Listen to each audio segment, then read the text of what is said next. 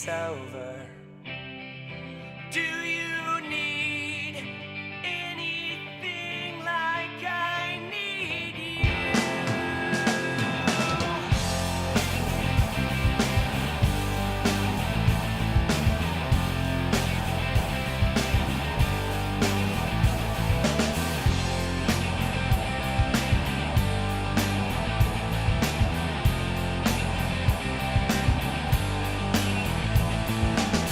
I've got no place to be.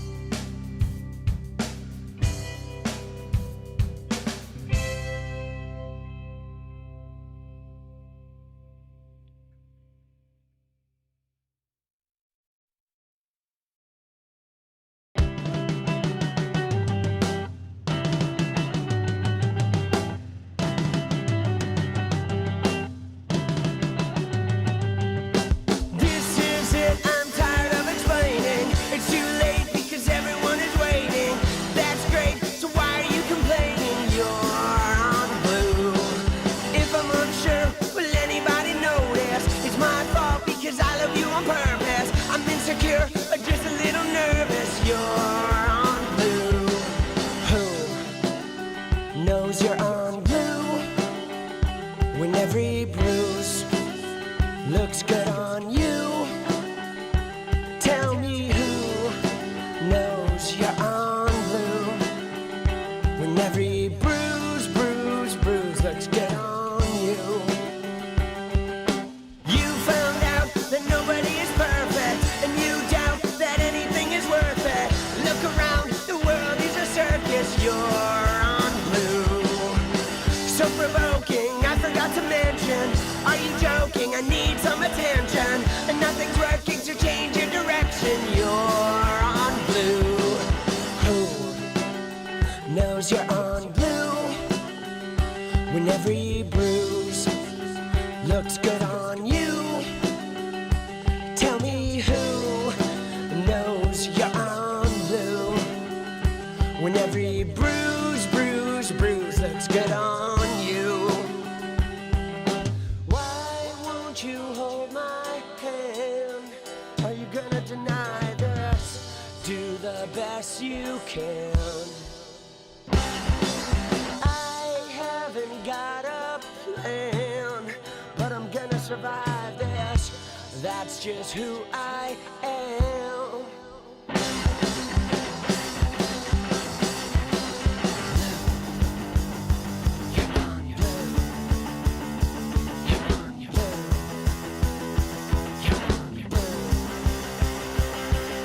When you're on blue, you keep everything inside of you. You try to play it cool. Sometimes you gotta break the rules. I don't know why you are confused.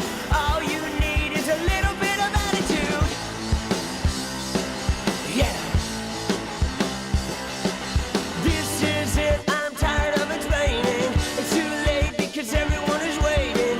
That's great. So why are you complaining? You're on blue. If I'm unsure, will anybody notice? It's my fault because I love you on purpose. I'm insecure or just a little nervous. You're on blue. Yeah. Yeah, yeah. Hey, hey. Starting to enjoy the view. I'm all about the attitude.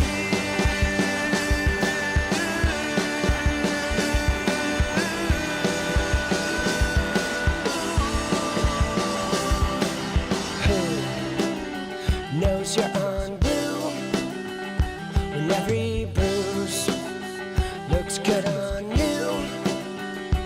Tell me who knows you're on blue when every bruise looks good on you.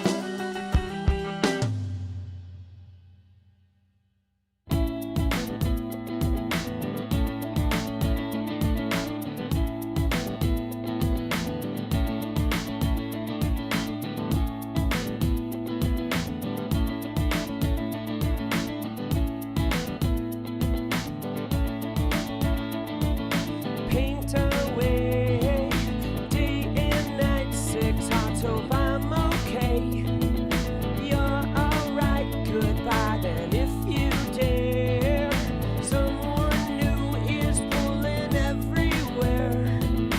I'm afraid to let them. Nothing is what I say. I feel far away. Nothing is what I think. I will drown in pink. Yeah, Let's go! After you, I'm afraid Of feeling some too soon. cling to What you're giving, nothing is what I say. I feel far away.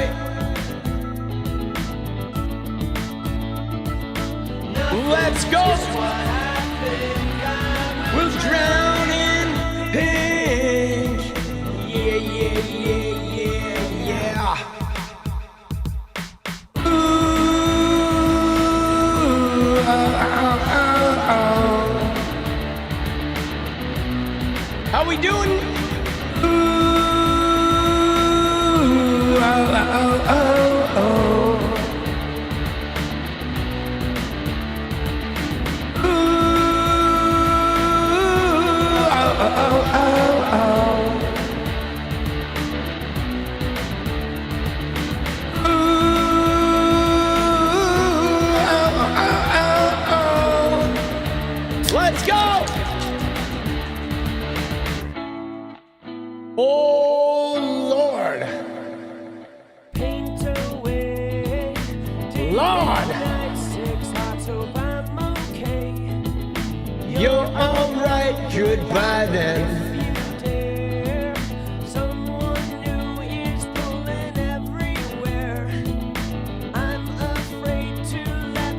nothing is what I say. I feel far away.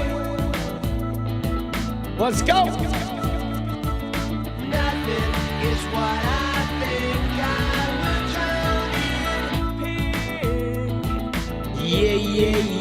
Yeah.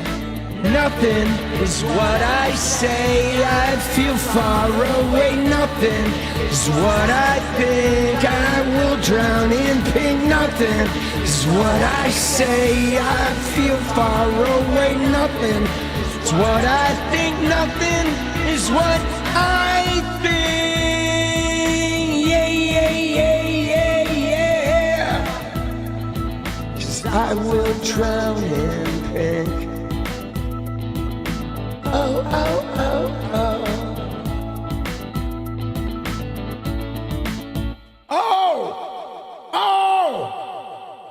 Hold on, let me grab my water. Hang tight, I'll be right back. Hold tight, I want to grab my water.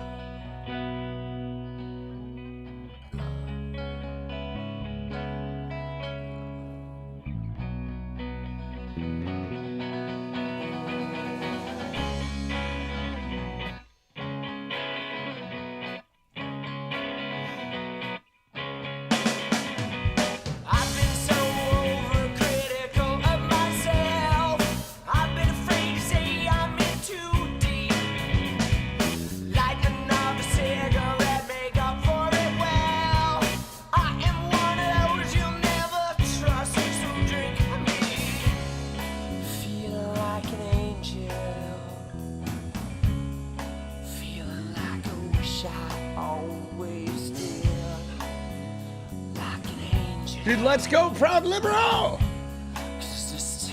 I might be tempted. All right.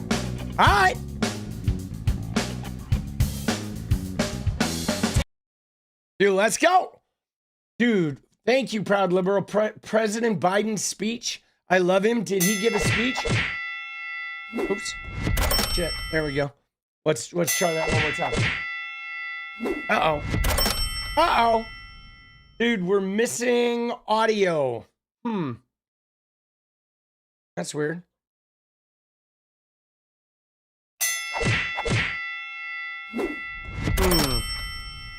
Uh-oh. Hold on. Let me reset my fucking... Hang tight. I'm going to reset the audio real quick. I know you hear me. We're not hearing we're not hearing the audio. You can hear my mic, but we're not hearing the shit from the computer, right? Like when I hit Elon was quiet. Oh, you could hear Elon?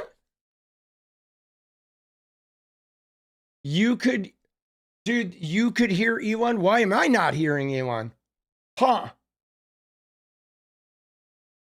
You are hearing the punch? I can't hear the punch.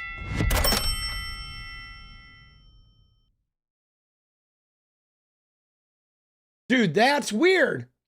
Dude, why don't I hear it?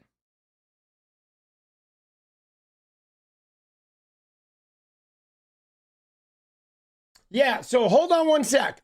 Hang on one sec.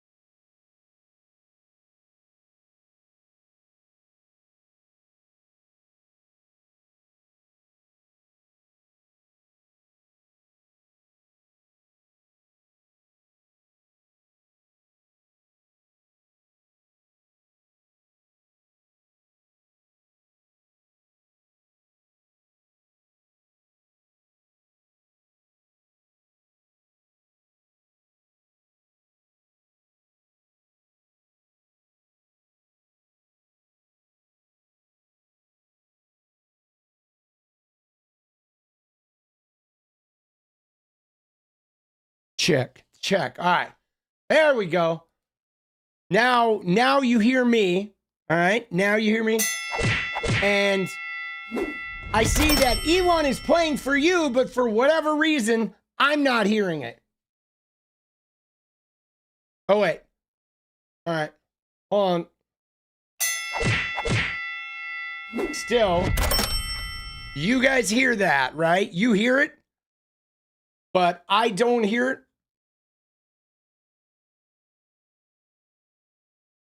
Not sure why. Hold on, I want to check something here real quick.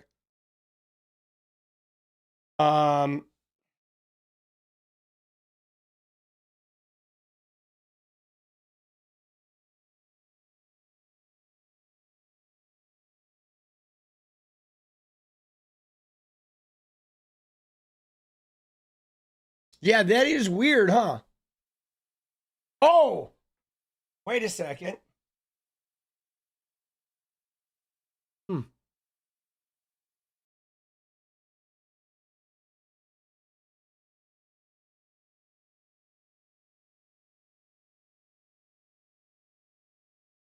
I want to make sure. What you just described was Trump trying to... So all the audio is working, just for whatever reason, I'm not hearing the Elon stuff, which is crazy. I'm trying to figure out why I wouldn't be hearing that. Because, oh, wait a sec. Let me check something here.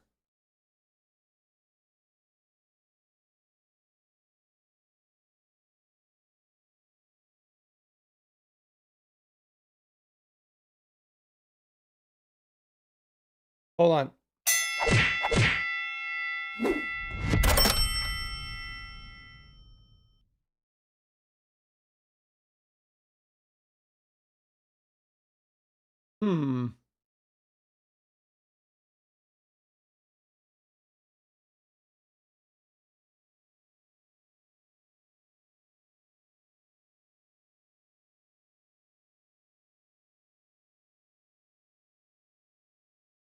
Oh, there we go.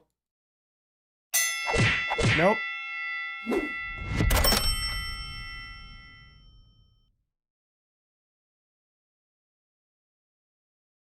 Yeah, I mean, I guess I don't have to worry about it too much because it doesn't really matter that I can't hear it. I'm just very confused why I wouldn't hear it, because normally I do, and nothing has changed. You know what I'm saying? But, whatevs.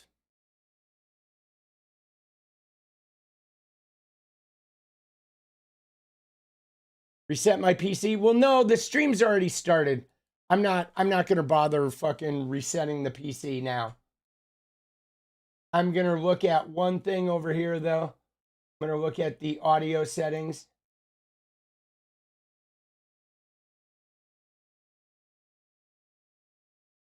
Oh, I know why.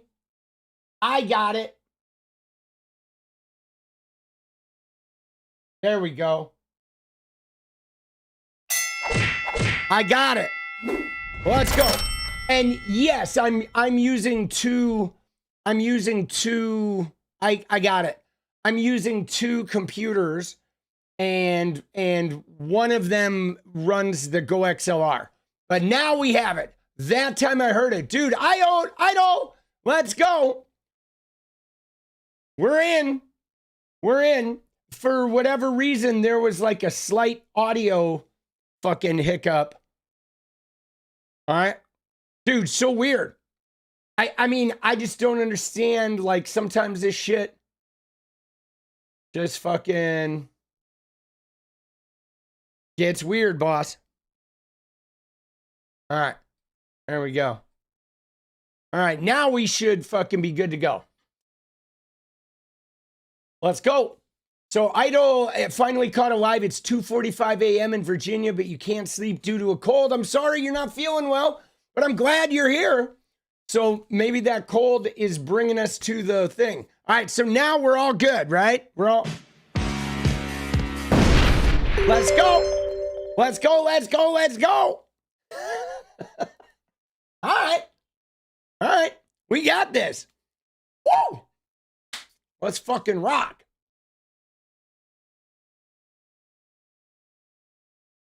How we doing, people? Dude, it's just weird technology shit. I do have a Jets hat on today, right? I don't really like the Jets. I don't care for the Jets. I just like the city, and I never wear green, but I wear green when I have the Elvis arrested to match the green in the Elvis. All right. But when you're a Jet all the way. Yeah, dude, I've never been a fan of the Jets. I mean, I don't dislike them, but the only team I'm really a fan of is the Raiders. I kind of like the Jaguars a little bit too, because I like Trevor Lawrence. But let's go.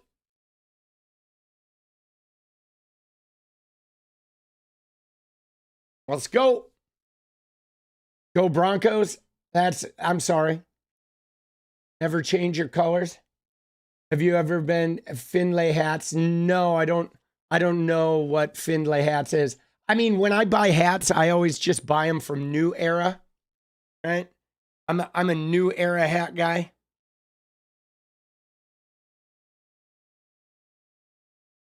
Dude, my Twitter has been going crazy, bro. I have I just had a lot of my Twitter noties have been going off the hook because I have so many tweets going viral about that turnip in Oklahoma, right? The fucking, what's her name? 𝗙𝗪𝗪𝗪. Oh my God, dude. Dude, the 𝗙𝗪𝗪𝗪𝗪 squad, bro. 𝗙𝗪𝗪𝗪𝗪 for president. Woo! Shit, boss. Shit is crazy. Dude, do I make money on Twitter? I do. Yeah. Yeah, I do. 𝗙𝗪𝗪𝗪𝗪. She is, dude, I mean, I don't want to make a big deal about this 𝗙𝗪𝗪𝗪𝗪 person, but the thing though that is problematic, guys, is our fucking situation with, hold on.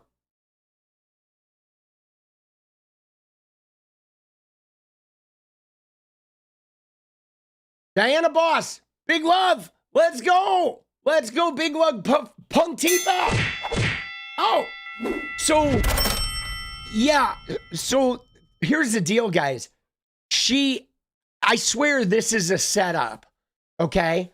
I'm telling you right now, this is a setup, okay? All of this, everything we're experiencing right now is a setup. I mean, Turning Point USA is dude, I swear to you, I know this is crazy. I'm not really a conspiracy guy, and I'm not going to go down a rabbit hole, but I honestly think Turning Point USA had something to do with Charlie Kirk being dead. I swear to you, because they have literally changed gears completely different. I mean, first off, they are now outright Zionists. Secondly, they are getting involved in politics in a way that they didn't do with Charlie Kirk. Okay? Charlie Kirk, it was about him, and it was about his fucking, his traveling across the country. Now they're threatening legislators and shit. They're getting involved on Trump level politics. Something is going on, boss. Something is going on. And if they didn't have him killed, then they are simply have used his death to be all right, we're high gear switching to a whole nother thing. You know what I mean? Because they have changed overnight, and dude, it just seems really weird to witness the way they have changed overnight, right? And dude, you know what I mean? And the thing about this though is like I wouldn't be surprised if they did his ass in, boss, or had something to do with that. You know? Dude, it's like, so guys, one of the things that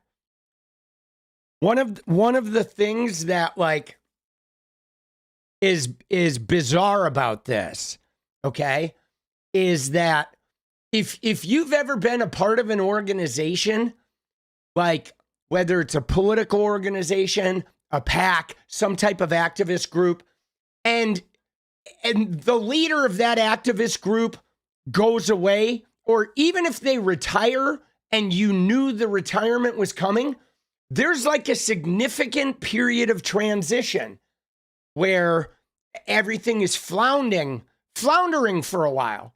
Okay? You know what I'm saying? And you're rudderless for a minute while people get their bearings and slowly fill in that space.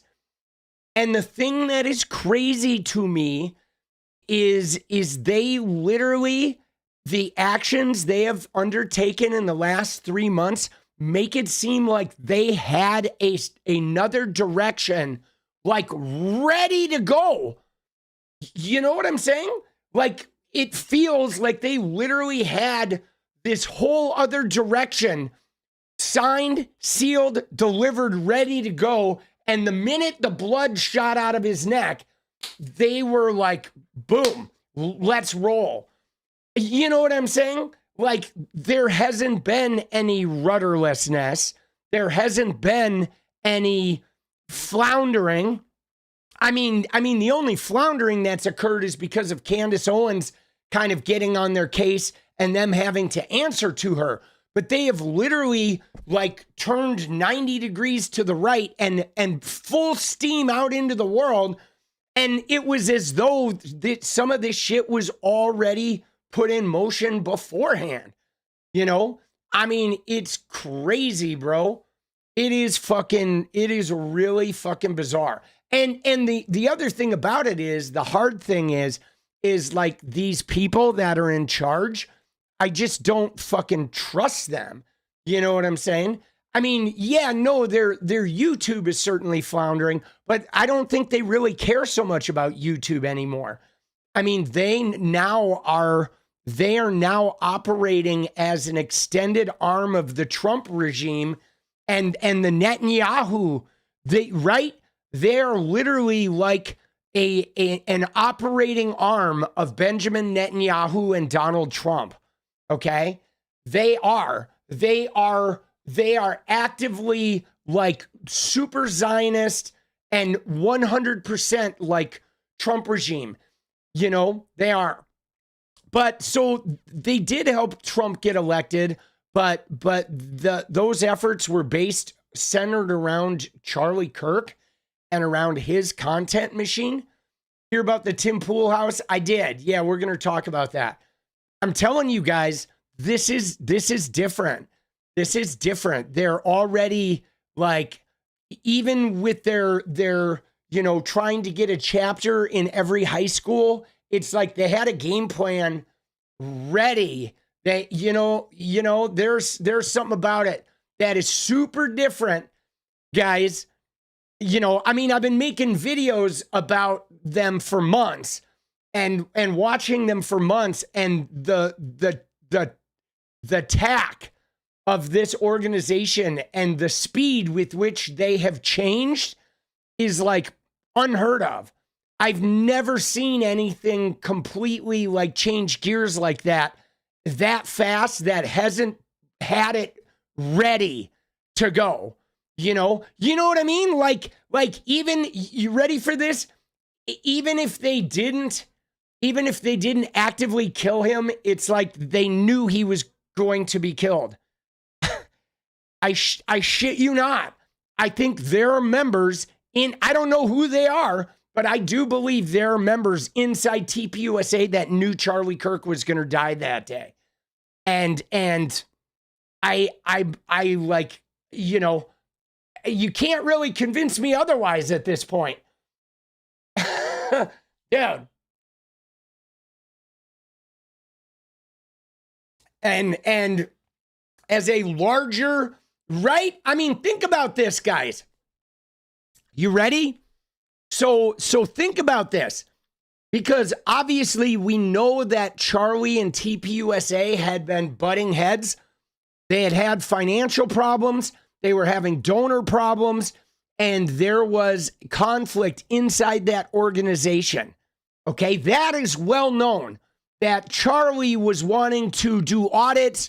Charlie was wanting to like sort of detach from some of the Israel donors.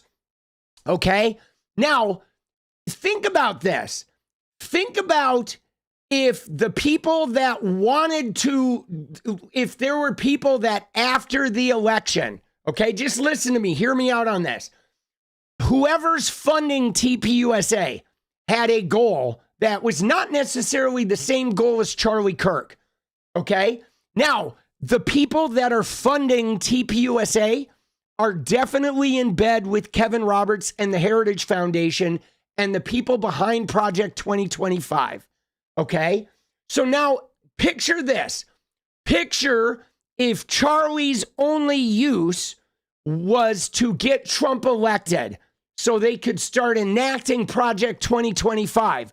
But then afterwards, they needed TPUSA to become a Project 2025 production. Okay? Now, they could very well have put Project 2025 laden people inside TPUSA to start the, secondary, defecting group of people that were kind of wanted to take the organization not in the Charlie Kirk's direction.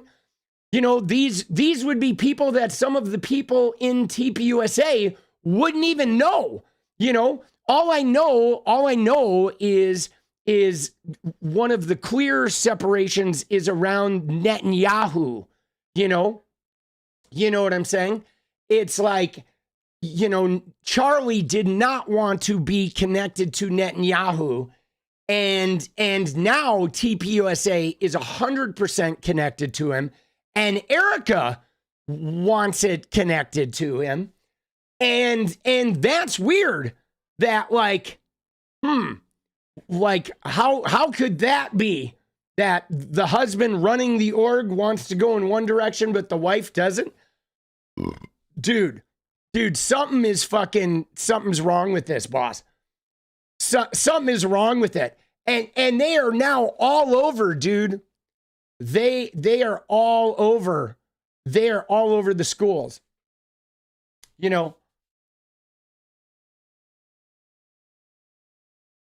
And what's more, they're all running solidly with this. He was murdered by a leftist. Now I see the TPUSA guys saying he was murdered by a communist. And dude, we know that's not true. Tyler Robinson was neither a leftist nor a communist. And yet they are all trying to activate this PR campaign, right? Including Netanyahu saying, we didn't kill him. Charlie was a good friend of mine. He wasn't, right? Dude, there's some weird shit. Dude, I'm just telling you, man, I think you're going to find out. I think more shit is going to come to light, boss. Okay? More shit is going to come to light. Yeah, Charlie's new book, he's writing dead books now. Oh my God, dude. Oh shit, dude. Dude, they're just behaving fishy, right? CBS and other news outlets reported no video exists of Tyler Robinson being admitted into the Utah County Jail. Cites missing footage. Whoa! Oh shit! Dude, let's go! Let's go! Thank you! Thank you, fucking Victor. That's crazy, bro. Yeah, Charlie's like L. Ron Hubbard over here, boss. Oh, man. Dude, oh, Lord have mercy. Can't watch CBS. Dude, I never really watched CBS, but dude, some shit is down, boss. Right? You know what I mean? I mean, guys, the thing that's really weird is there is something about this that fucking stinks to high heaven. Right? There is.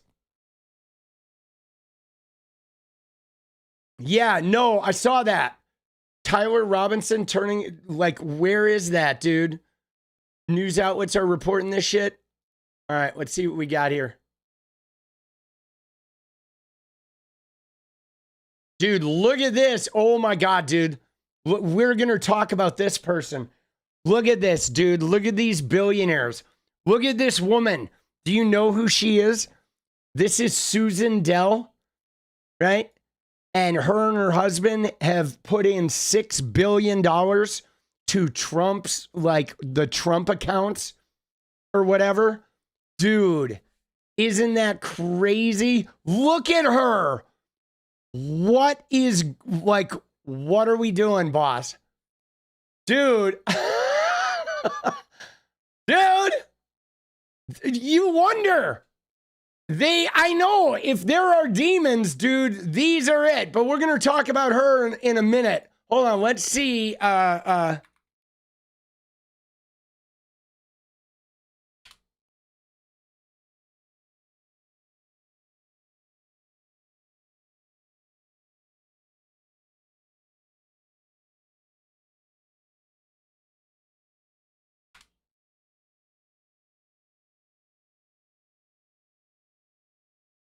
All right. So what do we got here? This is something from 2 weeks ago. Uncovered possible missing surveillance video of Tyler Robinson days after the shooting. Job was just to get him here, said Washington County Sheriff Nate Brooksby. All right.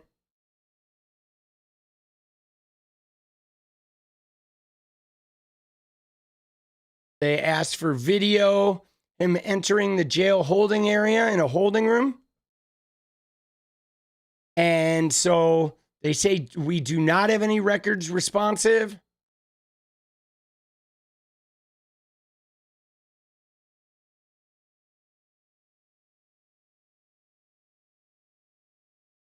All right.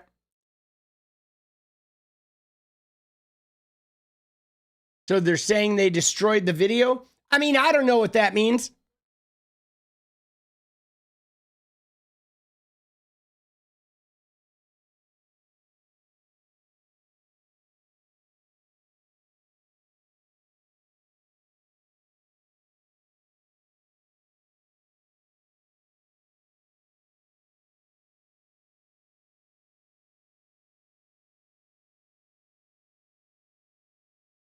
Yeah.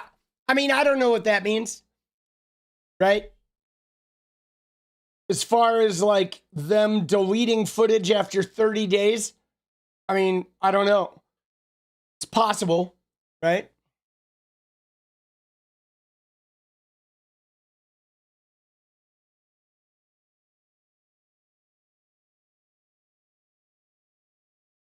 But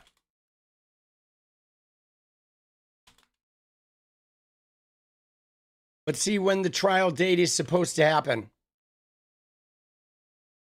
So his next court appearance is scheduled for January 16th of 2026. Right?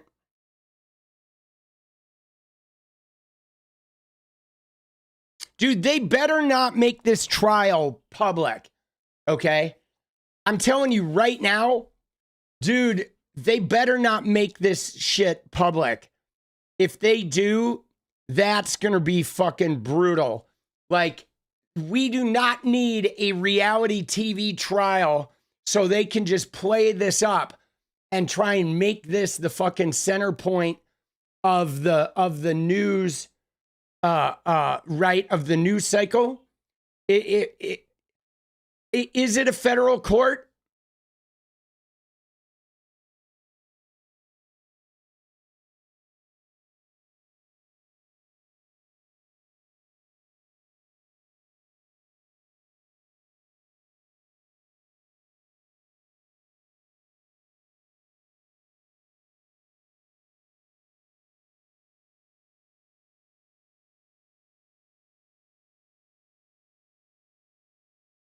I don't know why it would be a federal court, right?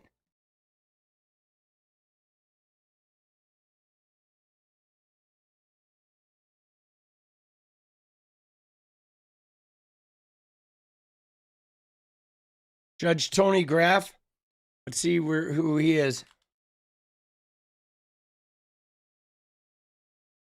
Yeah, no, it's not a federal court. It's a state court. Yeah, there was no reason it would be in a federal court. You know what I'm saying? There was no federal crime committing, right? Yeah, no, it's in the Utah State Court. There is no, this is the current judge, I believe, Tony Graff. There's no reason it would be tried in a federal court.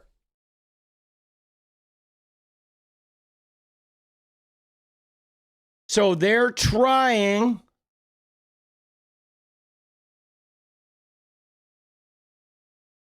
So let's see what's going on. There's a battle about this. Now, obviously, so what it is the people from TPUSA and the people from TPUSA and obviously the right-wingers, everyone in the Trump administration, they want this to be televised. They want it to be like O.J. Simpson. So it can be a constant source of misinformation, daily video tidbits for them to disseminate, spread propaganda, constant stream of like left-wing violence, et cetera, et cetera. And even if they do this, guys, you ready for this? Listen to me. If they were to try this case, okay? If they were to try this case in front of the cameras, the prosecuting attorneys would make statements that were, even if there were objections, there would be political statements being made by these prosecuting attorneys in order to put left-wing violence sound bites out on the circuit. Like, I bet you would see, the way Nancy Mace in a hearing will phrase a question in order to get a clip? I guarantee you the state fucking attorneys would do that shit here, right? Spencer Cox was all over this thing. He was like the point man. Oh, he's a leftist. He's an Antifa. Even though none of that is true, they want nothing more than to be able to propagandize this in the year of an election. Okay? Dude, so let's see what it says here. It says, recent court filings in the murder trial of Tyler Robinson reveal a contentious struggle over public access to the proceedings. Okay? Tyler is accused of assassinating Charlie Kirk. Both the prosecution and defense are accused of chipping away at access, prompting attorneys for the news media called media interveners to fight back for transparency, notification, and access. Utah County Attorney General Jeff Gray announced his intent to seek the death penalty. Okay, Robinson is charged with aggravated murder, multiple other felonies, right? Criminal defense attorney Nathan Evershed said the battle lines are being drawn, the parties, the press. Okay, he emphasized the importance of public access, noting for centuries it's been important to have a public jury and a public court process. Okay, part of that is just to make sure that there is broad access to a public and fair trial, which is literally a constitutional right that allows the public just to see what is happening, to see what the evidence is, what the argument is, and who the witnesses are. Okay, so now the defense attorney wants it open to the public, okay, which fine, it should be open to the public. I don't want cameras in the courtroom, right? The media attorneys, Jeff Hunt, David Raymond, and 𝗙cie𝗶𝗹𝗪 filed a request for advance notice of any petitions, motions, requests to seal, etc., or limit public or press access. So news media requests notice of, so they want to know, the news media wants to know if they're going to try to limit any public access. They argue members of the media and other interested parties should be permitted to make an argument before the judge, before anything is closed. Okay? So let me see here. Members of the media and other interested parties want to participate in the hearings, right? Dude, these people are so crazy looking, boss, right? Oh my God. So they want to talk to the judge. All right, Robinson's defense team, made up of Kathy Nestor, Richard Novak, Michael Burt, and 𝗙ecie 𝗶𝗏𝗧, responded by not objecting to provide notice required by law, but called the request overly broad and burdensome to the parties. Okay, so, oh, I see. So this guy, okay, you ready? All right, so this guy, never mind. I'm wrong here, just so you know. Dude, this guy that was commenting about this, saying this 𝗙𝗎𝗟𝗏𝗧 guy is not even connected to the case. Dude, but they bring him in, like, what deceptive writing, okay? They bring this criminal defense attorney guy in to make a comment about the importance of this being open, but it reads like that's Robinson's attorney, but it's not.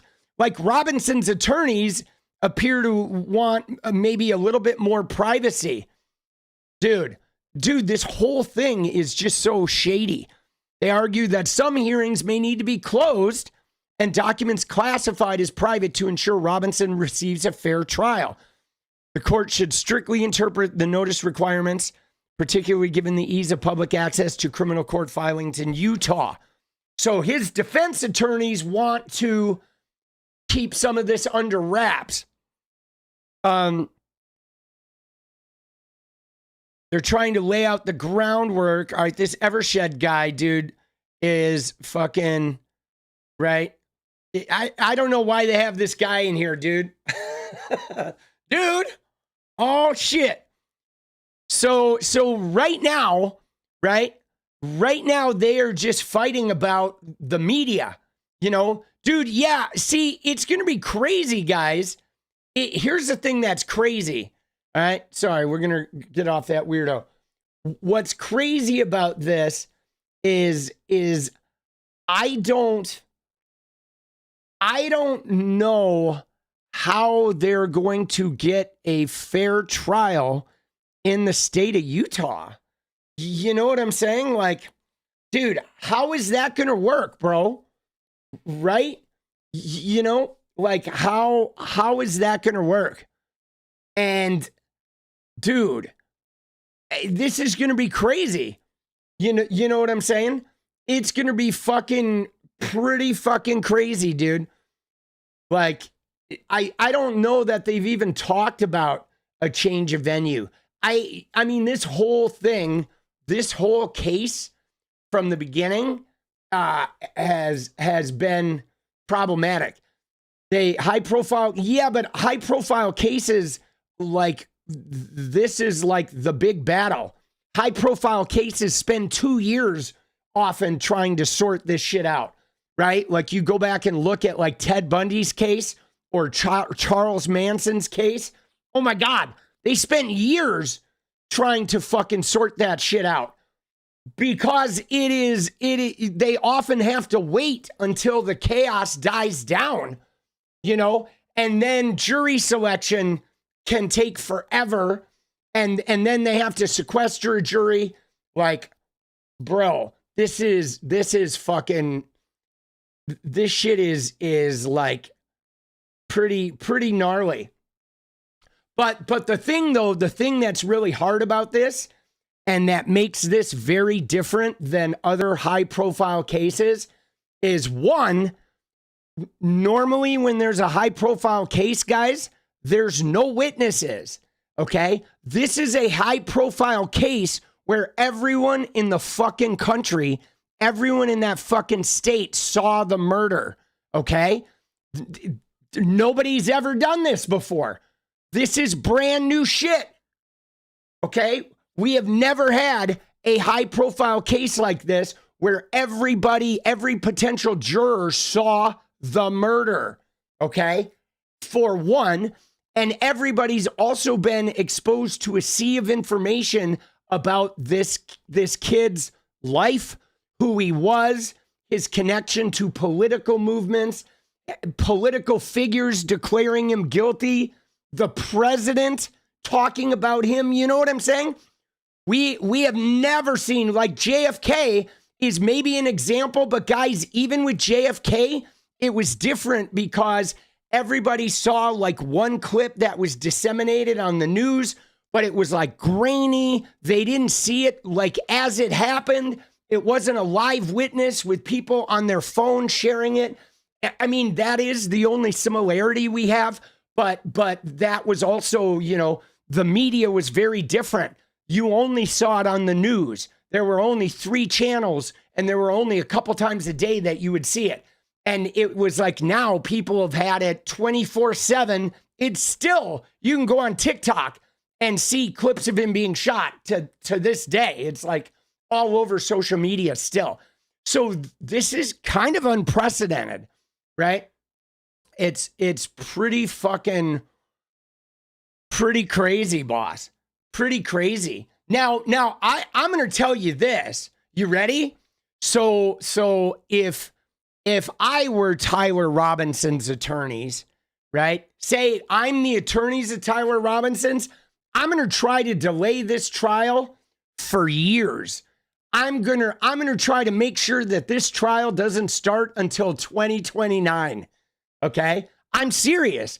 If I was Tyler Robinson's attorneys, I would be developing a game plan right now to what kind of motions and obstructions and chaos we could cause in order to put this trial off until after the election. Okay? I would. You know what I'm saying? I absolutely would.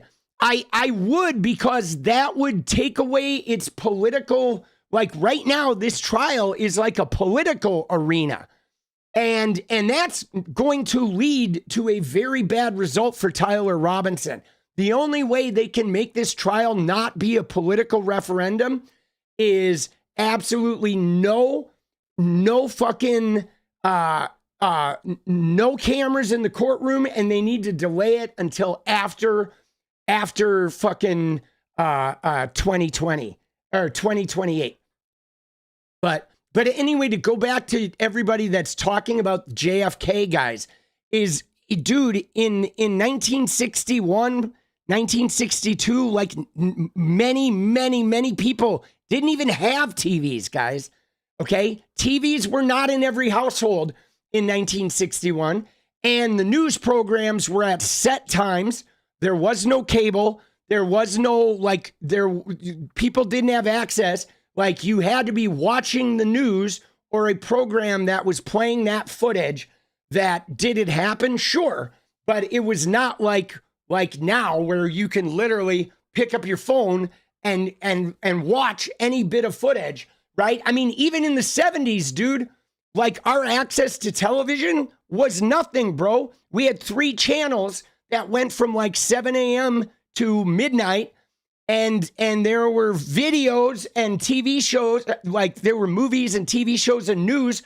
But if you missed that shit, you missed it, right? You had to be sitting there in front of the TV when they played it. You know what I mean?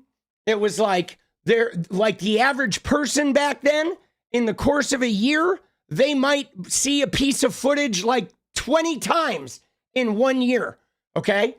Right. And that's if they're watching TV all the time. Dude, yeah. I mean, dude, even in the 80s, you know what I'm saying? It's like that shit. Like, I mean, I was alive in the 70s. I saw TV when shit happened. I watched when, like, the hostage situation and shit. Dude, you had limited access. Okay? Everything had limited access. Dude, I'm not wrong, dude. I'm not wrong. I'm not wrong. Dude, I was alive. My parents were alive. Dude, I mean, I wasn't alive in 1961, but I was alive in 1970, and there wasn't more access to TV in 1961 than there was in 1970, right? You know what I'm saying? I'm not wrong. I lived in the 70s. I saw what the TV access was like. Come on now. Until cable, right? Cable changed things, because then they were playing shit all the time, right? But like, dude, TV access was very limited, right? Dude, let's go. Dude, 63. All right, yeah, 63, but it's all the same shit, dude. TV access was very limited. Dude, TV stations still went off the air at like after the nightly news or after the late night. After like, you know, there were 3 stations, ABC, CBS, NBC, right? And that was it. You know what I'm saying? Dude, they did. They watched the same, they watched the same nightly news, right? Everybody was watching the same program, but like not everybody was like, I mean, I'm sure in the beginning, right? Like right after it happened, probably for a couple months, everybody was like glued to the TV set and shit. But it was not, it paled in comparison to the access we have now, right? The access we have now is 24/7 access, you know, 24/7 access and around the clock. And so that's going to be really complicated. You know what I'm saying? It's going to be really complicated. Dude, PBS began broadcasting in 1970. Dude, PBS was around when I was a kid, right? They were around. They were on like UHF, right? You know what I'm saying? They like there was a UHF channel, and you did get some UHF channels if you had an antenna. Like we had an antenna. We had this big metal antenna that with a dial that would turn it. It was pretty cool, right? Dude, let's go. Dude, UHF, baby. Dude, let's go. But yeah, man, it's not at all like the access like we have now, right? It's not even close, right? So yeah, it's going to be complicated. You know, it's going to be complicated. I mean, I don't know, man. I think they need to delay it. Oh, right?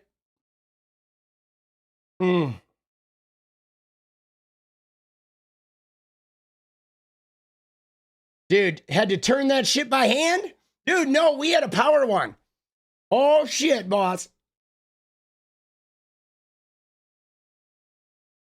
Dude, Sesame Street? Dude, yeah, no, I watched Sesame Street religiously when I was a kid. That shit was the greatest, man. All right. So, dude, we got to look at this shit. So, fucking, this is, right?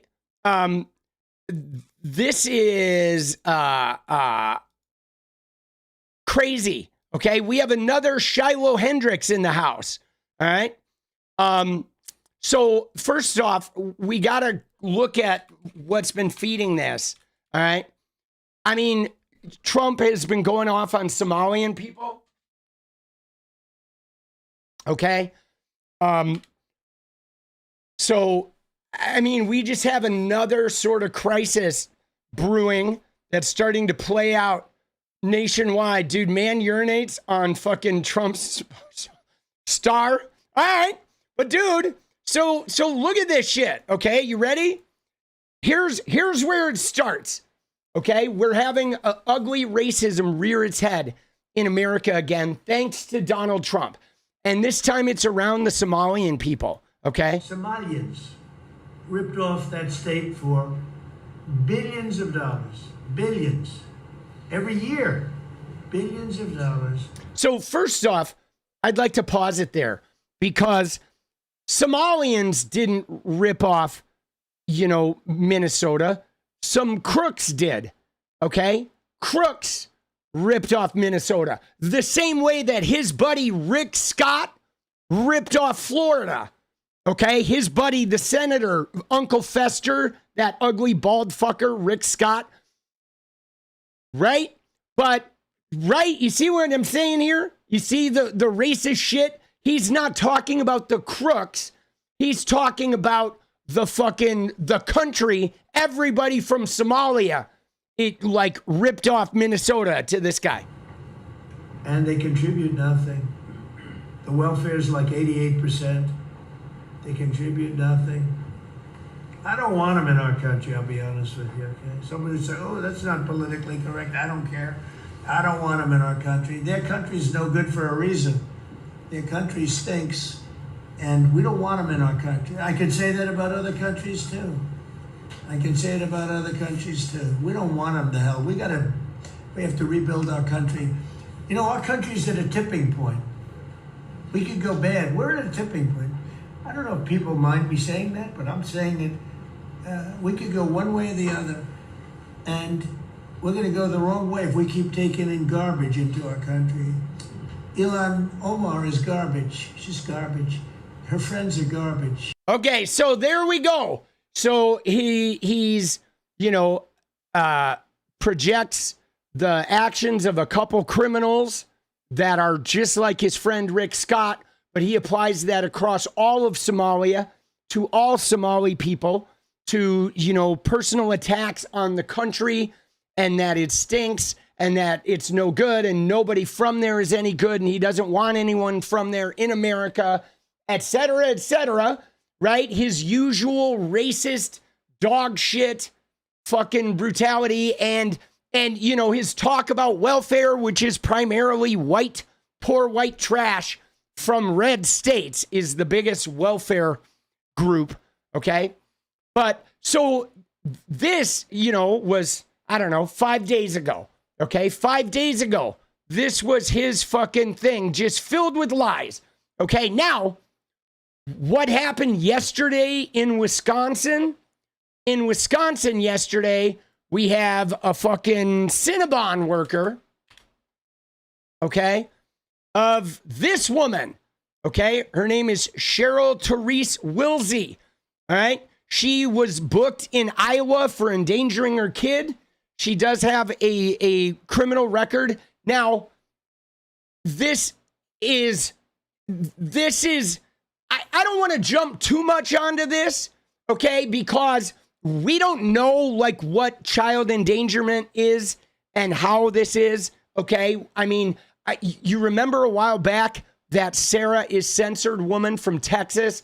I got into, like, a Twitter battle with this woman, and she also had child endangerment charges. So sometimes these can be super serious. Sometimes these charges are shit that happens during a custody battle, right? It can be, you know what I mean? It can be a lot of different shit. So it's not always the craziest thing, but it is, though. Obviously, you know, she's had a history of some level of irresponsibility. And now I'm going to point out, we're about to watch the clip of her at Cinnabon, because this thing has become a political, you know, neutron bomb, where, again, she had a racist tirade against a couple Somali people, and then she got fired by Cinnabon, and then now she has a GoFundMe. And the same guy who set up Shiloh Hendricks, right? The woman who said the N-word, Shiloh Hendricks, she made $800,000.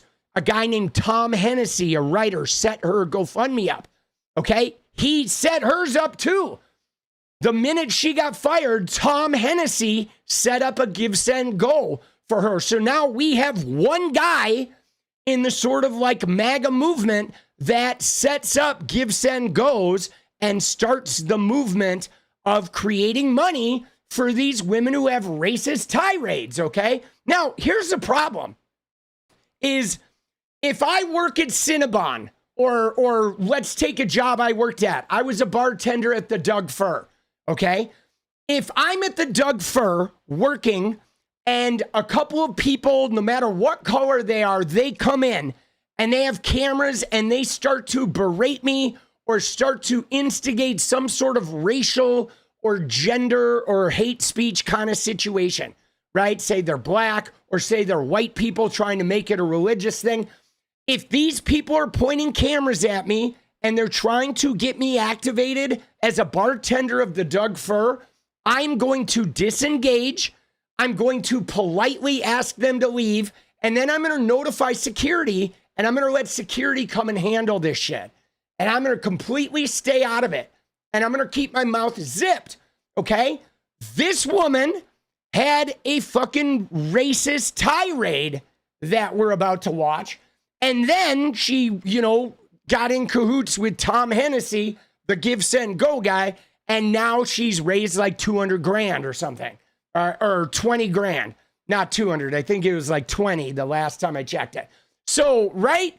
So there's something going on here where now I think people have realized, okay, people have realized that this is a functional, like in the age of Trump, where the president is out there decrying black people and decrying fucking Somalians and whatever else. We now have a culture where you can behave like the president and hit the cash register. Yeah, heavily incentivized. All right, so let's watch the video. All right, here's her give, send, go. All right, let's look at what her total is right now.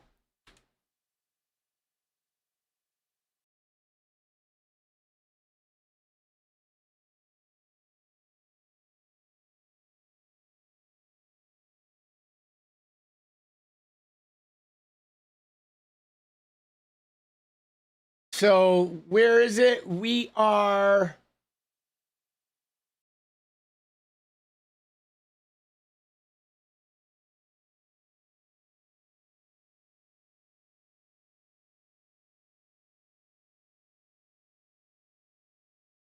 And again, give, send, go, okay? Give, send, go, guys, is a, yeah, $109,110. Yeah, that is weird.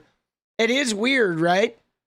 You know what I mean? I mean, what's crazy about it is Charlie Kirk was murdered on 9/10, okay? Right? He was murdered on 9/10, you know? I mean, dude, did they put numbers in there for all the QAnon, like fucking gemology freaks or whatever? Because Charlie Kirk was murdered on 9/10, and then they have an 11 and a 0. That is very weird, yeah. Dude, it right? Because it originally just said 100,000, and they've changed that, okay? But I'm looking up her total. She is right now, she's up to 50,000. Okay? There she is. She is up to 50 grand. Okay? And again, it was created by Tom Hennessy. Okay? And Tom Hennessy is this guy. And Give, Send, Go is run by evangelicals. Okay? So it's this guy right here, okay? And he, of course, he uses one of those Giga Chad pictures, and I'm certain he gets a cut. Yeah, Binge, because the thing about this guy is this guy, what he does is I'm sure he's taking a cut because he sets it up, but he also starts the PR campaign, okay? Because this thing is already like in Hindustan Times, and you know what I'm saying? And all those other, like the Economic Times of India or whatever. So what he does is he pimps it. He has the network of production and like he's the bridge to all the right wings, to all the right wing influencers. So she comes to him. He sets up the Give, Send, Go. He puts word out to those media. So it ends up in search results, right? Because Hindustan Times, they're the first results on Google, okay? And then it disseminates this to all the right-wing influencers. And then it becomes this fucking cultural phenomenon, okay? They're again, it is just like, how is it related to the Ohio girl? This is the Ohio girl. She was in Ohio. This is in Wisconsin, okay? She was in Wisconsin. This is her. This is the girl. This is her. That girl is this girl is the fucking the chick in, right? This is her, right? And we're about to watch her thing, right? This is the woman. We're about to watch her fucking her little bit here, okay? And so it's this couple from Somalia walked into a Cinnabon to buy food. The employees started making fun of the woman's hijab. So they took out their phone and recorded. Then she calls them the N-word, admitted to being a racist, continued to say derogatory things. Okay. Now, so, all right, here we go. Advance warning, trigger warning. We're gonna fucking, I think we're gonna hear a slur, probably, but, yeah. So there you go, 50 grand, boss. I mean, again, she's not going to make, she's not gonna make what Shiloh Hendricks did. Like, obviously, every time there's one of these, they become less profitable. But, I mean, if you look at her, guys, I mean, I grew up in a small town, Wisconsin, so I feel like I'm allowed to say this because is that a hate symbol? The 1099, that is? Let's see what that is. That number. Oh, there's Susan Dell hanging out, dude. Right? Oh, shit. Dude, she freaks me out, bro.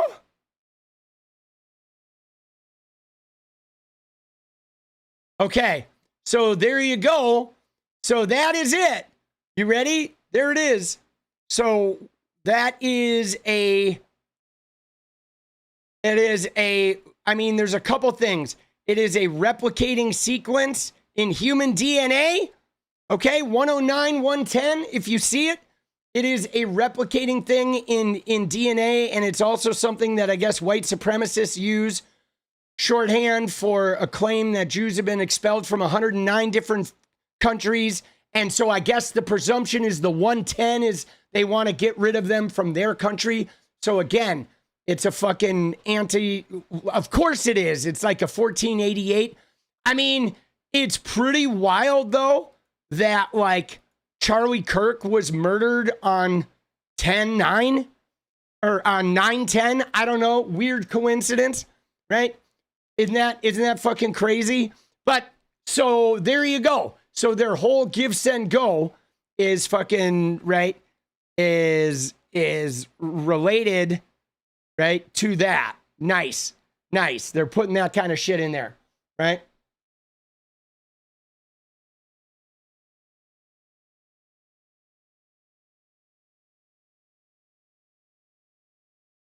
Right.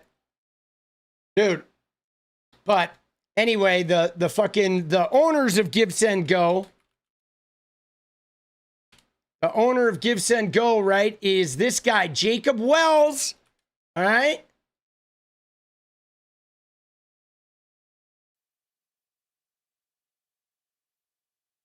All right. And here he is. And again, he is a Christian. Okay. He is a hardcore fucking evangelical. And that's why his platform is now the de facto platform for these type of culture war fucking endeavors, right? Guys, dude, we're living in a new reality, man. They want the evangelical control. They are big time firing in on this shit, okay? All right. So, of course, it's an anti-Semitic trope. But anyway, what I was going to say about her, and, oh, yeah, they definitely get a cut, I mean, she's white trash, bro. Dude, I have a little bit of white trash in my family, right? So I'm not speaking down. I'm speaking to my own kind, okay? I am educated fucking white trash, right? I escaped the fucking trailer park and, you know, by going to a university and shit. But like half of my family is fucking white trash.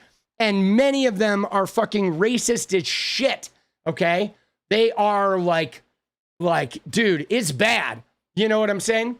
And I mean, dude, you can just look at her and see, dude. Right?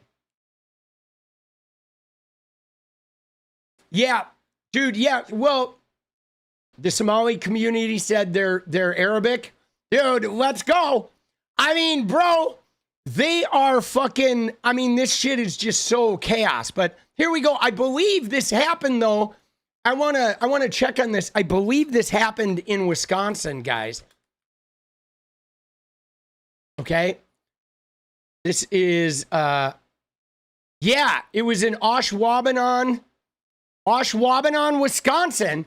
Hold on, let me get this on the map and see where this is. Because that sounds like northern middle Wisconsin, right? Oh, of course. Yeah, it's up by Green Bay, dude.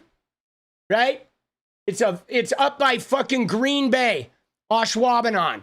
So, dude, yeah. Dude, it is red up there, bro. Red. Oh my God. So just to give you a little heads up, okay? So I was from a town down here called Watertown, which is down here. Okay, Watertown's basically right there. All right, there's Watertown. And then my grandparents were from Lake Mills, right? Then we lived in Elkhorn, which is down here, right? My sister was at the Playboy Club in Lake Geneva. All right, so this is southern Wisconsin, which is red. Right here is very, very red. Okay? And then Madison, obviously, is blue. Milwaukee is blue. But when you get up here, bro, like there's some blue maybe in Eau Claire, but this shit is like red. My brother actually has a resort in Ladysmith, right? If you go listen to the Wanted's music, you'll there's a song called Ladysmith that is about one of my older brothers. Man, this shit up here in northern Wisconsin off the 8 is fucking like backwoods, bro. So yeah, so this is up by Green Bay, all right? Dude, let's fucking go. Dude, as a kid in Wisconsin, in Elkhorn, there was one black guy in the whole town, okay? There was 3,000 people. There was one black guy. He was our neighbor. This was in the late 70s, mid 70s.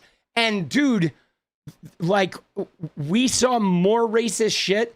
Like I saw more openly racist shit thrown at that one black guy. He had a white wife and they had a black daughter and a white daughter.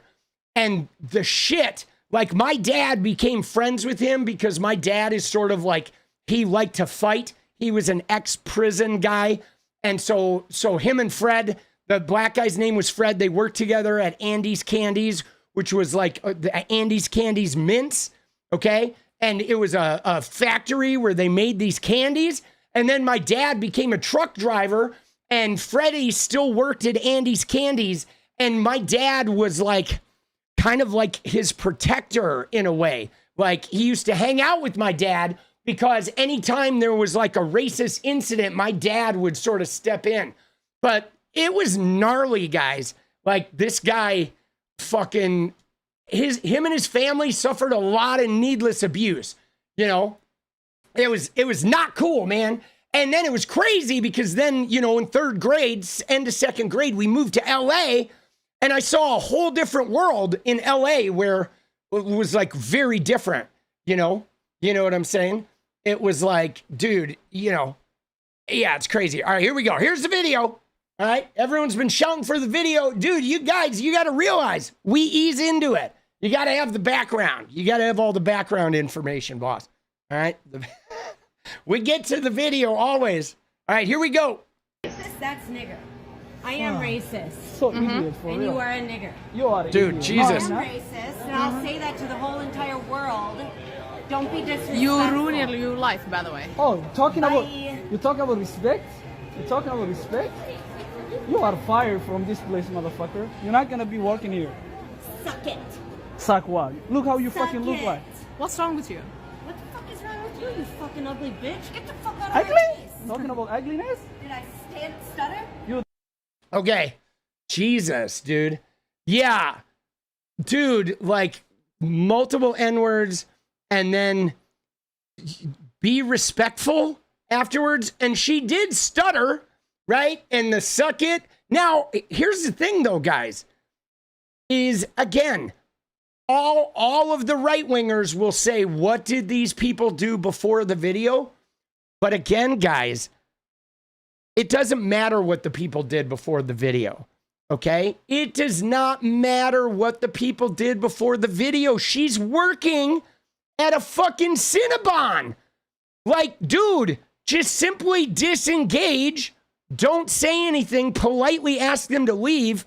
Call the fucking security and be done with it. You know what I'm saying? She's in a fucking mall. right? You don't, nobody behaves like that. If I worked at the Doug Fur and I behaved like that to a customer, I would get kicked out, bro. I would instantly get fucking kicked out. You know, they would throw me out and fire my ass in like 2 fucking seconds, bro. You know? Dude, what the hell? Dude, this shit is crazy. Right? And now the people are from Somalia. Okay? So again, we have Somalian people getting, you know, the N-word dropped from this white woman, the white woman going to the evangelical-owned Christian Give, Send, Go that has a goal that is an anti-Semitic number from the ADL, and she's raised $50,000. And now, you know, they are fucking milking this shit, and they are, you know, part of, you know, launching more of like the Project 2025 nonsense. Okay? Dude, this is crazy. This is our reality. Okay? And now this is interesting because look at what it says. It says, meet Crystal, hardworking white mom doing her job. Yeah, thank you. We can see she's white. Okay, hardworking white mom doing her job at Cinnabon. 2 Somali customers decide to make her shift hell with intimidation. Okay, but instead of banning the offenders and backing their employees, Cinnabon fires Crystal to keep the nons happy. But like, dude, if Crystal had simply kept her mouth shut and called security or contacted a manager and ignored these people, she would not have been fired, guys. Right? We're not letting this slide. No white person should lose their job for refusing to be harassed by Somalians. Okay, now look at the way this is written, guys. This is propaganda, direct to fucking Trump propaganda. Like, guys, like, we have a serious, like, we have a serious fucking replacement theory situation going on, guys, here in America that is like backed by the President of the United States. Okay, the President of the United States, his agenda is this Give, Send, Go with the anti-Semitic numbers and the racist overtones, white people versus Somalia, giving donations to the racists to fund racism, to fund white replacement. This is literally our fucking government right now, guys. This is MAGA, okay? Yeah, this is MAGA. This is like outrageous, bro. You know what I'm saying? And it's gonna get fucking crazier, bro. Jesus. Holy shnikes. But look at her look, dude. Look at the picture they use, man. Like, you know what I'm saying? Like, right? That picture right there, she doesn't look, they didn't use a picture that made her look like, oh, she's troubled, right? She looks like she's fucking, you know, I mean, they are, of course they know what they're doing, right? She's not going to make out like Shiloh Hendricks is, okay? But they are absolutely like targeting this. This is part of a greater Project 2025, like anti-immigrant campaign. Okay. Yeah. Well, Abby, see, the thing is though, is that doesn't matter. It doesn't matter to the MAGA people. I know for us, we think those Somalians are their citizens, right? Or some of those Somalians have been born here, right? But they don't care. They're trying to get rid of birthright citizenship. They're trying to get rid of naturalization. They want remigration, guys. Okay? You know what I'm saying? They want remigration. Is there somebody being a fucking troll?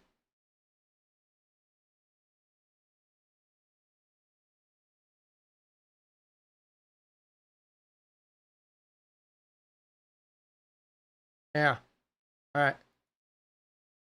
Dude, I don't know what their deal was, but they had multiple messages just get clipped, right? That would seem to be like, you know, I know it's not Mockler. I mean, it said Monkler, you know, but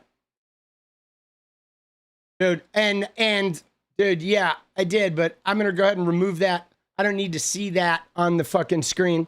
You know, dude, they do that every time, right? Every time there's one of these, they do that. But anyway, so the thing about this shit, okay? The thing about this shit is that, like, what we need to realize is this, is Trump, the goal from the beginning was never about getting rid of illegal immigrants. This has never been about undocumented people. This has been about what they want is they want complete remigration, which means everyone who is not white gets sent back to the country of their origin, whether they were born here or not. Like, they don't care if your family, if you and your grandparents and your great-grandparents were all born in America and you have birthright citizenship because your great-grandparents were born here 100 years ago. They want you gone. They want every person that is not a white American remigrated to, no, the Trumps are white. Every person who is not a white American, they want remigrated. Okay? If you were born in America and you're fourth generation, but your family history is Nigeria, they want to send you and all of your family to Nigeria, period. Even though you've never fucking been there. Okay? This is their goal. This has always been their goal. Okay? It's like the same with the transgender rights situation. They don't give a shit about women's sports. They want to eradicate transgender people. So saying men are in women's sports is just a methodology for them to get you activated to not be supportive of trans people enough that they can eradicate them and you won't mind. Okay? That's what they're after. And they are after complete and total remigration. They've said it, dude. They fucking said it, boss. Like, my God, bro, this shit is bad, bro. Where is it?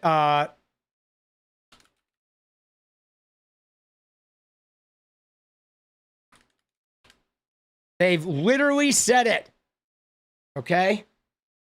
It's a week ago. Remigration. And guys, this is they're literally going to the Supreme Court right now trying to overturn birthright citizenship, which is a constitutional amendment. We could potentially be in a situation where the Supreme Court is going to overrule the U.S. Constitution, which if at that point, we gotta like take the Supreme Court or something. You know what I'm saying? Like at that point, those Supreme Court justices need to be in the clink, dude. And again, no, it's non-whites. Remigration only applies to non-white people. Guys, none of this remigration has nothing to do with white people, right? For them. It is only people of color, right? There you go, dude. Dude, that shit is crazy, right? Dude.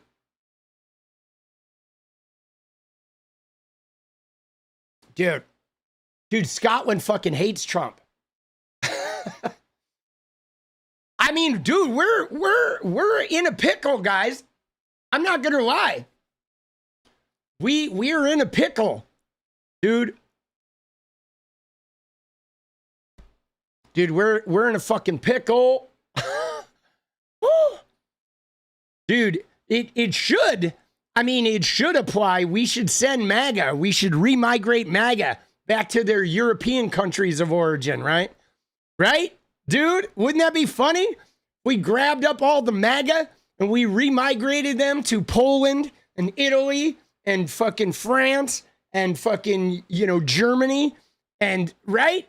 Send them all back, right? or at least Moscow. Dude, Oh, shit, bro. Shit is crazy, dude. A lot of the world would hate us. Yeah. No, I know they would. But sometimes you got to do it. You got to do that work, bro. Dude, this right-wing shit really fucking bothers me, boss. All right. Dude.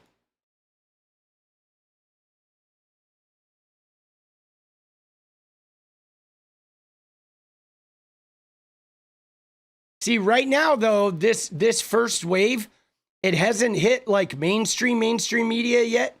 You see how all of this so far is on, right, is just on the B-rate media. This is where it starts, right? It starts, and then how this makes its way into the mainstream, it will probably start with the Wall Street Journal. AI, yeah, AI saying that that they're two different girls.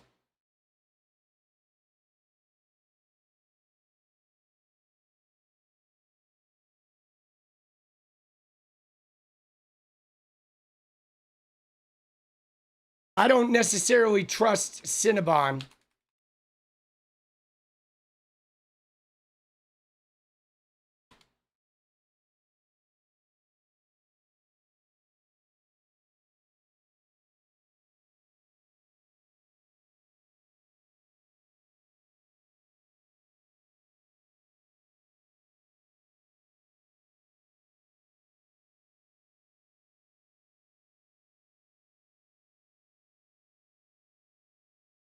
Dude, they're not printing her name, which is interesting, right?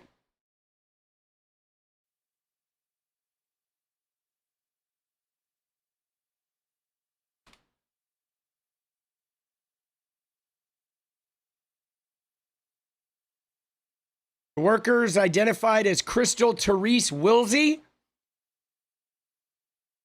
So, I mean, obviously, we don't know. If her name is 𝗙rie𝗃𝗍𝗆, I mean, this looks like her. That's definitely the fucking same woman.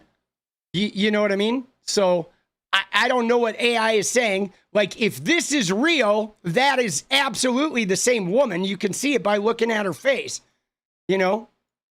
You know what I'm saying? So, and there's probably not two 𝗙rie𝗃𝗍𝗆s that look exactly alike. So, I mean, if that thing is real, okay, like that woman and that woman are the same woman. I mean, look at the nose and look at the fucking, right? That's the exact same woman, dude. So I don't know if that's her. We don't know if this is real, right? But you can certainly look up the fucking name, right?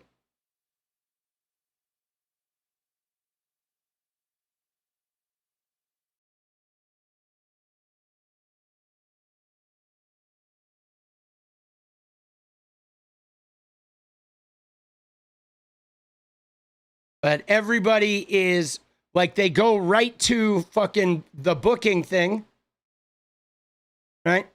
So here's the page. This was from 3 years ago. All right. I mean, everybody checks this right off the bat, right?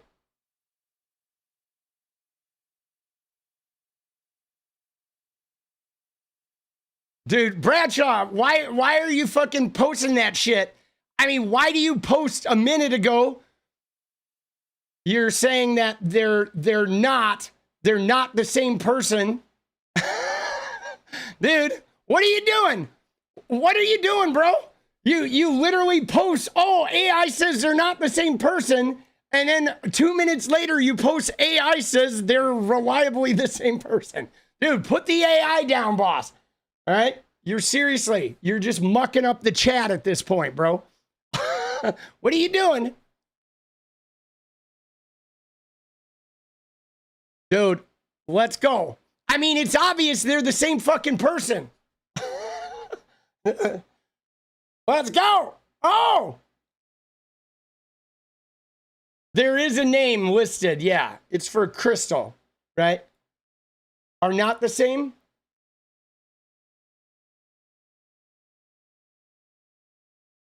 Are not the same individual, reliable sources and online fact checkers. But like, I just don't see how that's possible. Okay? Because if you look at this woman, if her name is 𝗙cie_𝗏𝗏, this woman, 𝗙cie_𝗏𝗏, looks just like her.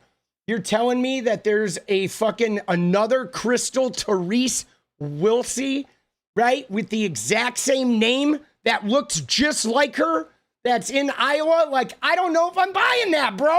Like, come on, dude. You know? Like, really? Yeah, there's a fucking a Thomas Harrington that looks just like me. Dude, it's not the same town, right? It's in Ohio, but this was also 3 years ago. And I mean, she's working in a Cinnabon near Green Bay. She's obviously an itinerant fucking worker, okay? But that definitely looks like the same person, you know? You know what I'm saying? I mean, if you look at that, right? That person and you know,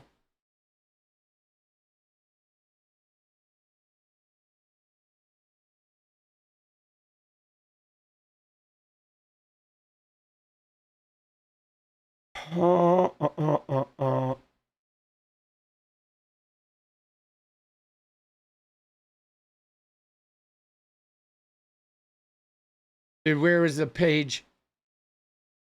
Let's go. Pull up. Dude, let's go, Dushan. Dude, I saw your post, man. That shit is crazy. My heart goes out to you for what you're going through, dude.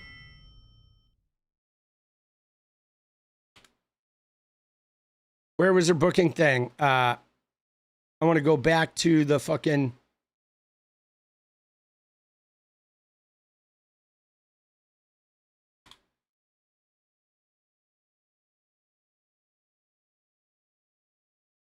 There it is.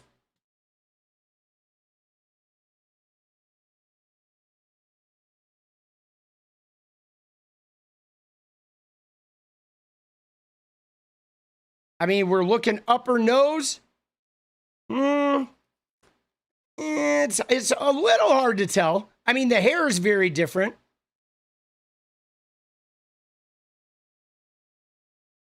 That looks pretty similar, though. Dude, let's go. I mean, dude, we'll find out, though. It'll come out in the wash, right? That would be pretty wild if there was another 𝗙cie_𝗏𝗏𝗧 that looked just like her. Yeah, I mean, if you look at the chin and the jaw, it's like same chin and the jaw, right? Same little, like, eyebrows that are only right over the inside of the eye, okay? The little eyebrows, and you see the little protruding, the little, like, and the hairline is the same. It's just now she does a split like Charlie Manson instead of it pulled back. Same sort of like blonde, stringy hair, right? Although here it looked like she had been bleaching it or something, right? But definitely the same fucking jaw. I mean, the nose is a little hard because here it's flared out, right? She looks like she's got a little, but she's also like top lit, which is changing the way her features look. But I mean, that looks... You know, the only thing that's giving me pause is the nose, right? But the nose changes depending on in the light. But, yeah, man. I just think it'd be pretty wild. Now, it's possible, though, guys. You ready? What is possible is that this person is not her name, okay? You know what I'm saying? That's what's possible, is that, right? I mean, we should be able to see if there's other images of her on the internet, right?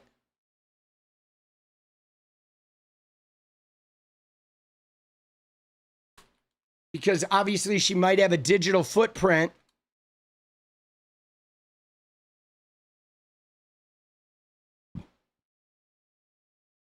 Because we don't know all this is spreading. I mean, the nose is definitely different, okay? Oh, dude, look at that. Look at that shit. Oh, dude, they put Charlie Kirk's face on it. Dude. Oh, I looked at it. I'm like, dude, we are all Charlie Kirk. Dude, that's hilarious, bro. Oh, man. Dude, that shit is wild. And see, though, this is a Photoshop too, where they took her face from the Give, Send, Go, and they put it over somebody else's body, dude. Dude, this shit is crazy.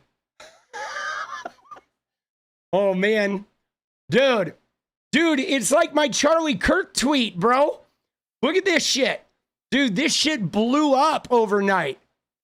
Look at this tweet. Where is it? This one, look at that, dude. Fucking almost 1 million impressions. That one just blew the fuck up, dude. The Charlie Kirk, we are Charlie Kirk. Oh my God, dude. That shit went chaos, boss. Dude, Jesus. Right? And then this one too, dude. That one kind of blew up too. That reply to fucking Oklahoma. Getting kirked. Oh, Lord have mercy. See, this is like, I mean, it's possible. You know what is possible is that the girl at the Cinnabon is not Crystal. Okay? Because now there's like a lot of misinformation. Right? And shit is coming up. So maybe ask AI. I'm not going to bother asking AI, Bradshaw. Okay? Because let me just tell you about AI, guys. Okay? Let me just tell you. So earlier today, okay? You guys, I encourage you to stop relying on AI. Okay? Earlier today, remember how I'd been making this video about Oklahoma City and about Norman, okay? I made a video about Oklahoma City, about, you know, the full 𝗙ecie family, and I decided I wanted to look up the place that I played in 2005 in Oklahoma City. It was a place called Satellite Barista. I asked multiple AI for like 15 minutes, and they all confirmed to me that Satellite Barista does not exist. And then they said it may have operated out of some building that was a completely wrong address. And it literally gave me nothing but information and a literal Google search. I was looking at the Google search results that showed me Satellite Barista and the address while the AI was thinking, and finding nothing. Okay. And then another minute, I went and I searched a music venue I played in Texas. Same shit, bro. AI is completely unreliable. It is garbage. Okay. It is garbage. And what's worse though, guys, you ready? The worst thing about AI is it will tell you it is completely right. It speaks like it is the authority. No, you're wrong. This is absolutely the truth. Everything I'm telling you right now is AI is literally a mediocre white man that will mansplain to you some bullshit that it doesn't even have all the information for when you're staring at the thing it's telling you doesn't exist. And it says, no. Like, trust me, bro. And then it packs a fucking nugget of fucking rock in its little pipe, dude. Dude, throw the AI in the trash, guys. Okay? The AI needs to get dumped, bro. It is incorrect. Like 90% of the time, man. This shit. The only thing it's good for, guys, is like if you want to ask it a question like, how many states have no Democratic senators? And even then, you're going to want to double check your answer. Okay? But yes, they all give info, they give warnings. Because, dude, it is like the AI, all it really takes, guys, like for Grok, if one right-wing influencer develops a narrative, Grok will run with that one narrative. It like literally grabs like a predominant narrative from whatever it considers to be the prime sources. Dude, yeah. Throw the AI, boss. If you use it, I have been using it to help me with like YouTube research and shit, but I'm about to throw it in the trash because you know what I've discovered, guys? What I have discovered is it's a time suck, okay? Like AI, I don't know if it does this on purpose, but I think it specifically feeds you like unsatisfying information or results so you continue engaging with it, right? I think it is designed to keep you engaging with it. It wants you to continue using it, and it wants to mine how you react to it. It's basically using you as a source of like, it's like stealing your information instead of giving you anything of value. It's a thief, dude. It literally is. It's a fucking thief, bro. Dude, right? I mean, unless you're using it for coding, right? It is like, dude. Yeah, well, so Bradshaw, the thing is I do want you to help me get facts correct, but I don't want you to use AI to fact check, okay? You do not use AI to fact check. If you use AI for fact checking, you are, stop, bro. Seriously, it's the last fucking thing you should use to fact check. Does it suck at coding too? Dude, yeah. Dude, I'm done. I'm not even using AI anymore, dude. I'm revolting, boss. All right? Well, let's go. Dude, yeah, no. So you can fact check me, but not with AI. All right? No AI fact checking. All right? Seriously. No, dude, guys, you know, the thing about this, guys, is like, I feel like people are getting reliant upon AI because AI allows us to be lazy. It allows us to not have to think or analyze or write. Like if you want to determine, like when I wanted to find the address of 𝗙𝗪𝗏, I had to invest a little time and think, what do I want to search? Where can I search? What band did I play with? How can I find this information?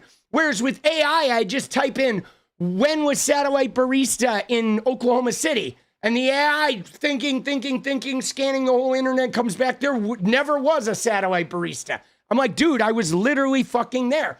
So we like it because it appears to give us solid information and give us the facts and the answer with no effort. But I'm telling you right now, guys, they want you hooked on AI so they can then feed you misinformation and you start thinking that misinformation is fact, bro. When I have literally this past week, I have had like 100 arguments with AI where it's like, goddamn, bro, I'm like screaming at it on the computer. Fuck you, you fucking dumbass piece of shit. Because it is like, dude, it's garbage. Okay? It's garbage. I'm getting rid of it. I had been using it and I'm jettisoning it. Thank you, Bradshaw. Thank you for getting me to the point of where I'm getting rid of AI, dude. Fuck it, bro. Yeah, no, Grok is terrible, dude. Dude, like Grok, I saw a post with Grok the other day where I asked Grok about Elon and his trans daughter and said, why won't Elon hug the trans daughter? And what it did was when it talked about his trans daughter, it just mentioned her in passing, saying Elon's trans child has spoken of how, like, she's his absence and some resentment. And then it went into specifics about Elon's feelings, right? Which were very coded about, you know, the transgender person not being, you know, taken care of well, right? And that's what Elon Musk's AI does, is anything on the right wing or anything that is fucking, you know, anything that is related to the MAGA movement or Elon's specific worldview. It will give you direct, specific facts to color your impression of the situation.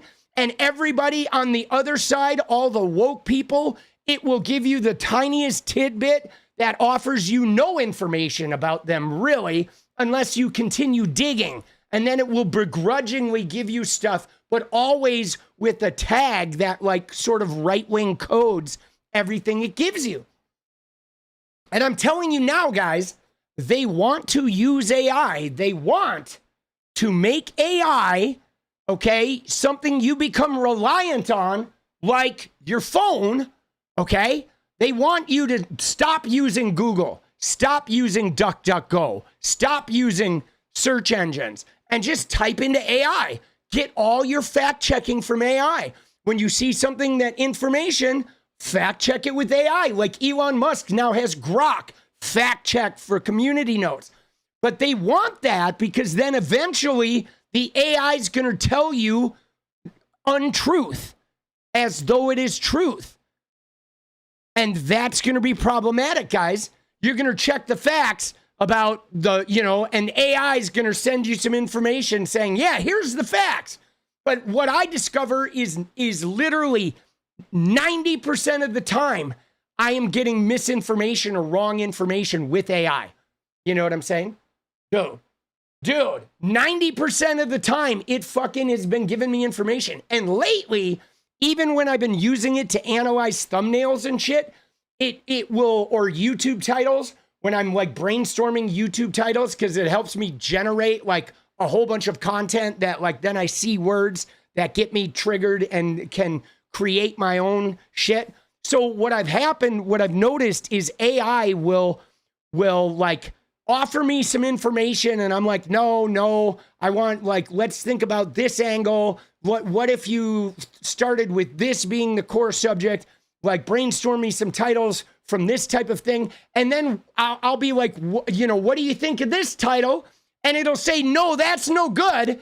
And then like 2 minutes later, it will take my title that it told me was no good, and it will present it to me as though it created my title. Dude, I've literally had the AI been doing this. It started about a week ago, where it will like say everything I input into it is not good, and then, no, you should do this, this is better. Even though the shit it's giving me, I know how YouTube is. None of those words go well on YouTube. And then 10 minutes into it, it gives me my title and says, this is the best one. And I'm like, dude, that's my fucking title, bro. Like, that is really destructive. Like, the fact that it's doing that. So it's like, it's just, I mean, dude, think about that, bro. That's fucked up. And I'm using ChatGPT 5.1 right now. And it started in 5.1, and it started about a week ago, right? About, I don't know, 5 days ago, it started doing that shit. And that's what I've noticed though, is like, it's almost like it takes more time, right? Dude, yeah, political punk won't gain traction. Have you tried political punk? Dude. Oh shit. Dude, yeah, no, and the thing though, guys, that I noticed, the most destructive thing is every time you ask the AI for information, okay, it tells you the information as though the information it's giving you is based in verified fact. It gives you information as though it has checked the data, and the data shows this is the fact, but like, it's not using any data to present that information, okay? It's not using any data. It will literally just grab something, and for whatever reason, the algorithm or whatever, it has a trust level, I'm sure, in what it searches through. But once it latches onto this idea that this is the fact, it will stick to it and dig its heels in. And it's wrong. It is like wrong, like so often. You know, It is fucking, yeah, dude.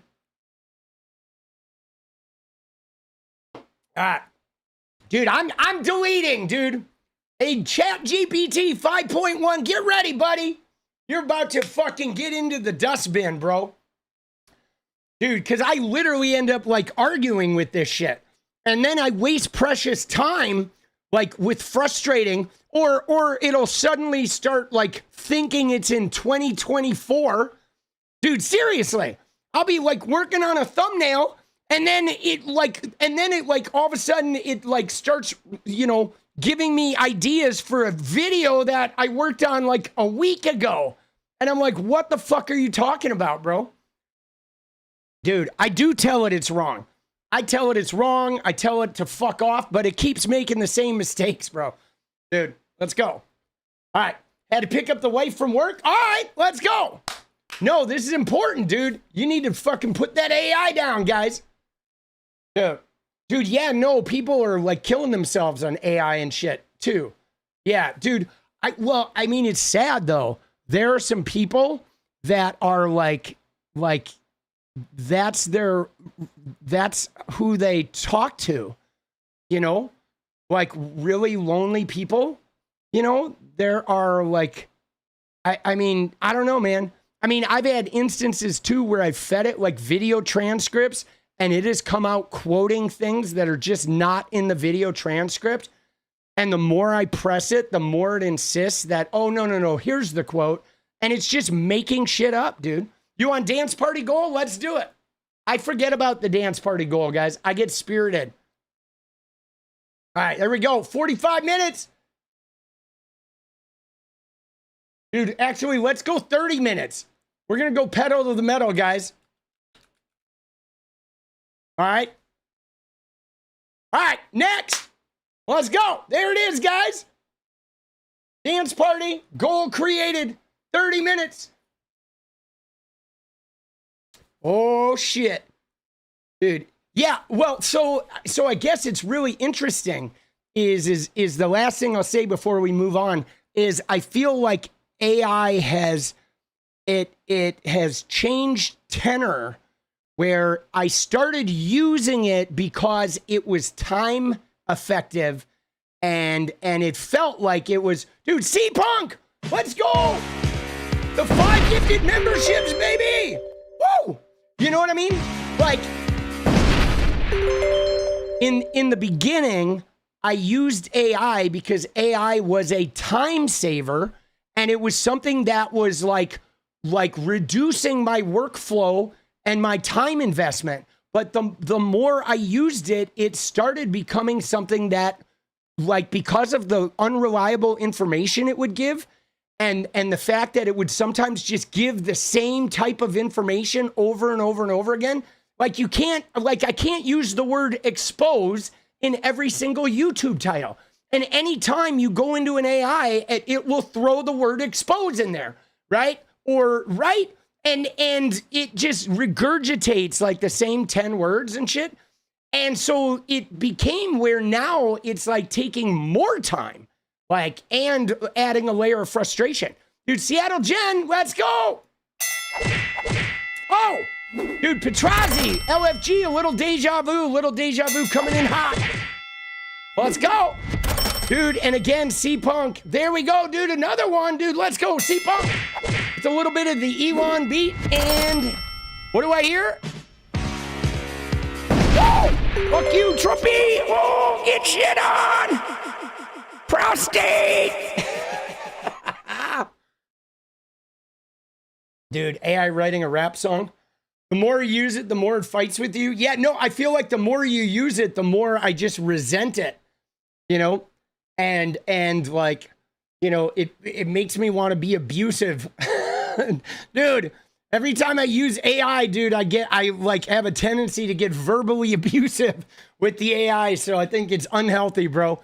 I have a fucking an unhealthy relationship with ChatGPT 5.1. We are definitely breaking up.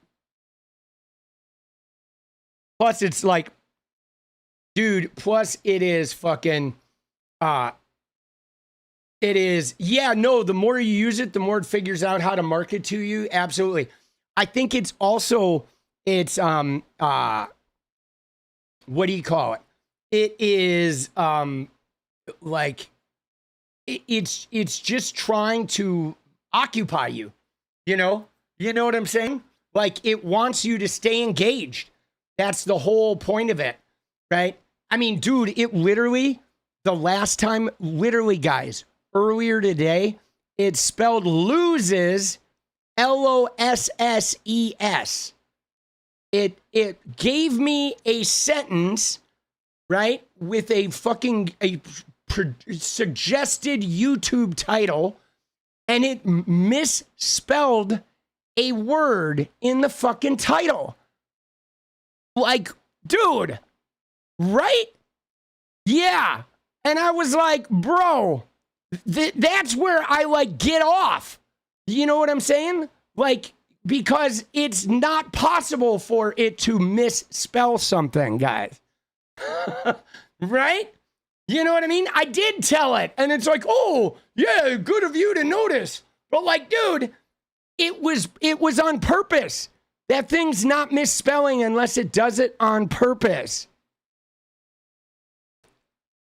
All right? I'm telling you, that shit, you know, why am I extra funny? I'm always extra funny, boss. Dude, I am. Dude, let's go. Oh, shit. Dude. Oh. Dude, it definitely was on purpose. Pim Tool? Dude, Pim Tool, baby. All right. Yeah, so, dude, what is up with this woman? Dude, I can't get over this woman. We're going to get to Pim Tool in a minute, but we got to talk about fucking Susan Dell, dude. Okay? Because, again, guys, you may have noticed one of the things that Trump is doing is, like, he has these Trump accounts, okay? That, again, a Trump account is basically useless. Okay, the Trump account is basically useless for, like, low-wage people. Okay? The Trump account is, you have a baby, and they put $1,000 into an account. Okay? Let's look at what the Trump account is. We gotta talk about this for a minute here. All right? So, you have the Trump account, and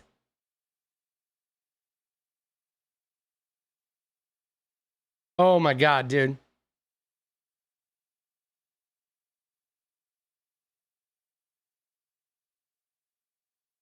So it's just like him signing the pandemic checks. Okay? Trump is trying to leave something where he gives you money or he gives you some apparent benefit so your kids will grow up being like, oh, Donald Trump is great. The Trump family's great. They gave us $1,000. We love Trump. We love MAGA, right? It's the Trump baby accounts. Yes. He is trying to leave a thing with his name on it that gives you money, right? That gives you money that creates some type of positive, like, feeling toward the Trump family, that maybe he can keep the family in politics down the line, maybe Barron or whatever, somebody else's a kid's kid, right? Kai Trump runs for president or some shit. Jesus, God help us, right? But here's the kicker of it, though, guys. The kicker is of course, it benefits Wall Street and it benefits the wealthy, okay?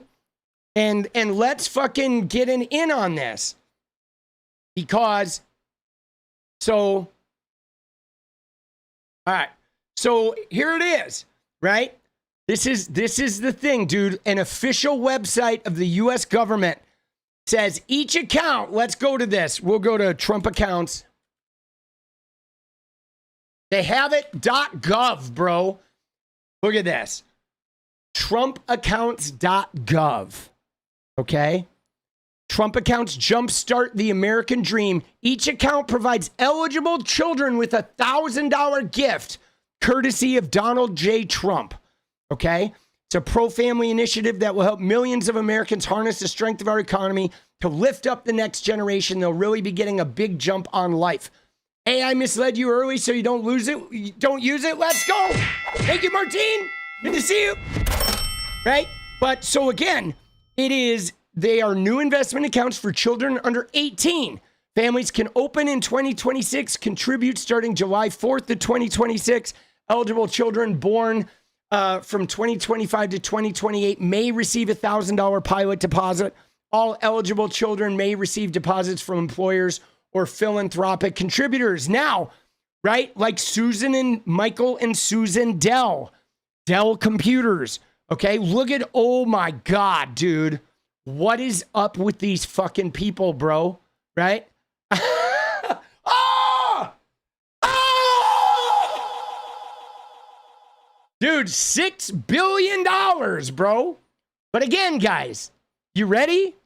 They're not, okay? They are not using the $6 billion to help the homeless. They are not using the $6 billion to fucking, help poverty.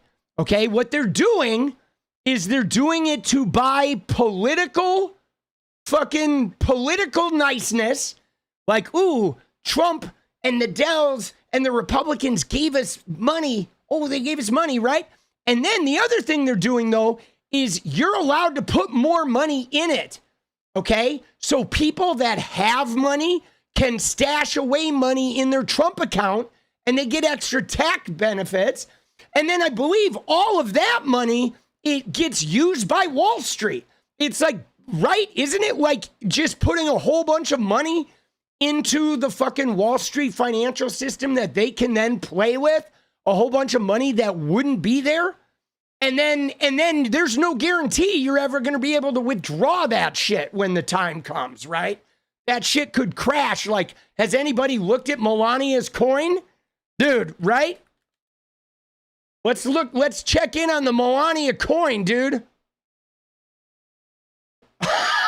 Yeah, there you go.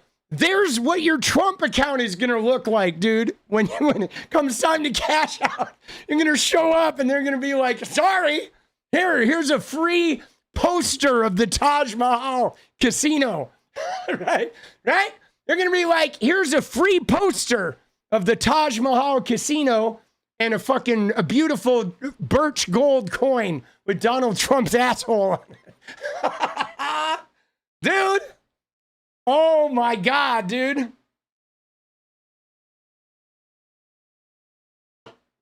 Yeah, meanwhile, all that money is going to get invested in shit that they benefit from. Okay? So, yeah. So there we go. But like, guys, dude, what the fuck is this, boss? Like, dude, what is this human being, bro? These guys are like deeply evangelical. Okay, they are, dude. They are deeply evangelical.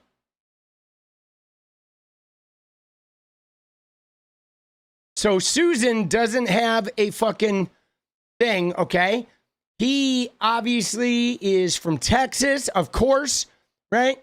And let's delve down in here. They had some fraud they dealt with, right? $100 million penalty for fraud in 2010, okay? And he married Susan Lieberman, right? But they have a foundation that fucking, gives money away and right? And they're donating $6 billion, okay? Right? And to get the Trump accounts into your homes. That's what they want. But like, bro, something's up with this woman, boss. Right? The money goes into Wall Street. Yeah, no, exactly. Like this money, you're going to put it in these accounts and then the Wall Street is going to speculate with this. And then maybe you're going to get paid 20 years later. Maybe you won't. Okay?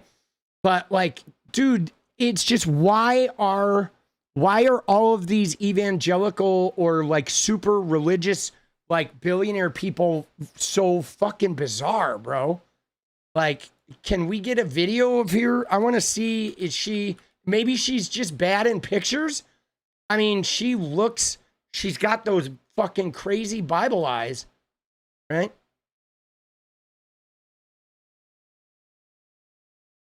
Oh, here we go.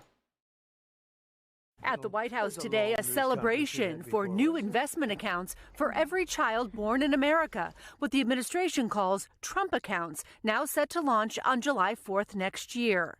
Trump accounts will be the first, I guess you could say, real trust funds for every American child. Those accounts for babies born between January 1st of this year through 2028 will receive $1,000 of federal funds that will grow tax-free. The money is to be invested in broad stock market. But you see that? It's only between now and 2028, guys. Okay? And like, you see that? If you have a kid now, they're going to give you $1,000 that goes into the things. Why? Because they want, the Trump accounts, we gave you money. Make sure you vote for us. And yeah, they're going to have some system of denial. I can imagine they're going to refuse people of color. There's going to be something.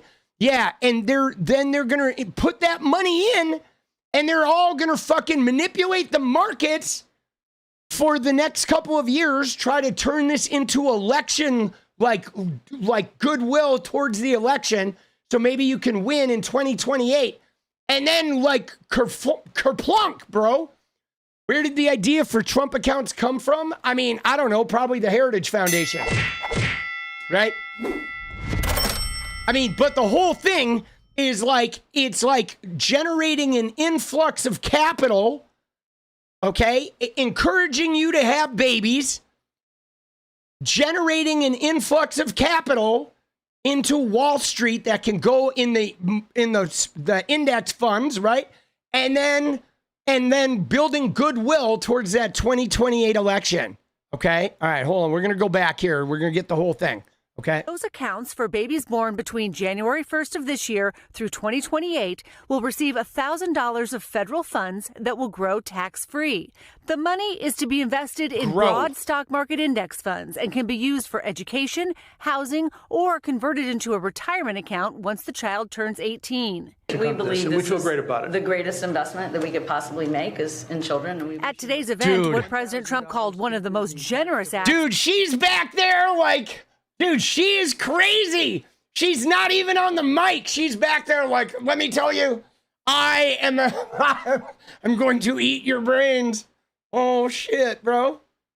Oh, my God. In the history of the country, tech billionaires Susan and Michael Dell announcing they will donate $6.25 billion to expand the accounts to an additional 25 million children. Our gift will cover most of the children that are 10 and under that are not part of the federal program, the 0 to 2-year-olds, and who also live in zip codes where the median income is $150,000 or less. $150,000 or less.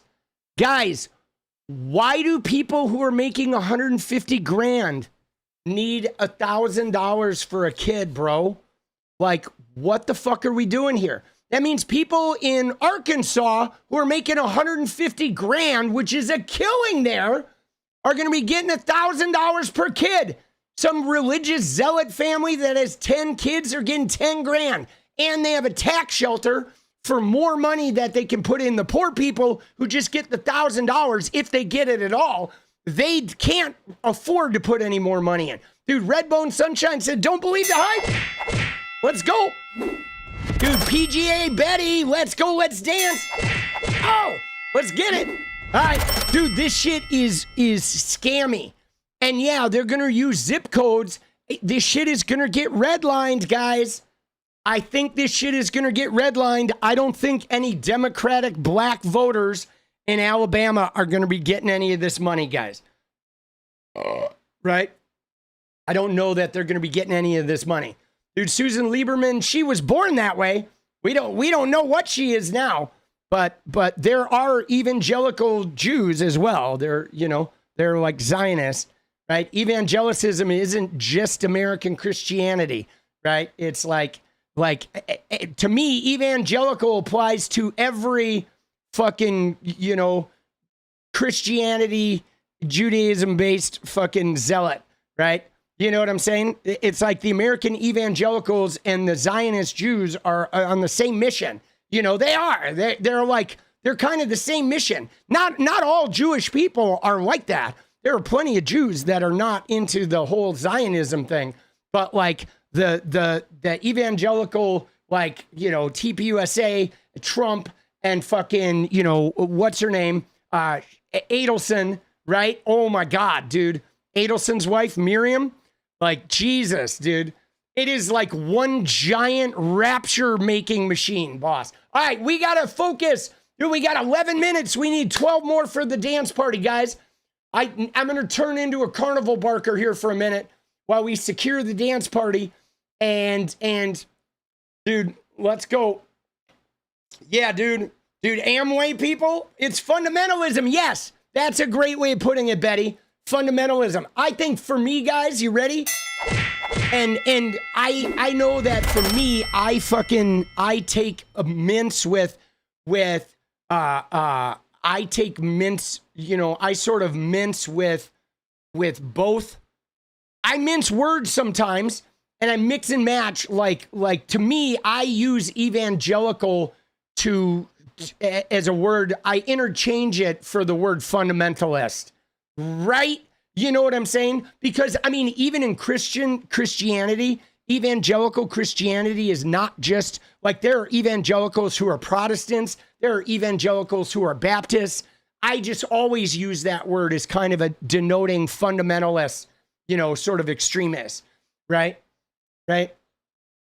And I mean, dude, if Jesus came back to earth, I don't really know if he would align with any of the Abrahamic religion people. Dude, the Baptists are fucking crazy, bro. Right? Yeah. Yeah, exactly. Evangelical does mean they're going to get up in your shit. You know what I mean? LFG, let's go, hypermobile. And I mean, I've said this before, guys. Like, having grown up, I went to UCLA and I was a member of Sigma Alpha Mu, which I didn't know until I joined, is a predominantly Jewish fraternity. So in my chapter, there were only 2 of us that were not Jewish, right? And what was really interesting, though, guys, is my experience so far has been Muslims don't push their religion on you. They just do their thing. Jews don't push their religion on you. They literally just do your thing. Like the Jewish people I knew, they never once pushed Judaism on me. If anything, they didn't want to share it. They're like, no, this is just our own thing, right? They don't even bring it up. No preaching of scripture or trying to save you. None of that shit. The only people that do that shit are fucking Christians, bro. Like in my experience, it's always been the Christians, and especially the Baptists, the evangelical Christians, the Pentecostal. They're the ones that are like up in your shit. They're up in your fucking shit, bro. It's crazy. And the Mormons too. The Mormons are also are pretty, like every time I would hang out with friends in Utah, I would leave with the Book of Mormon.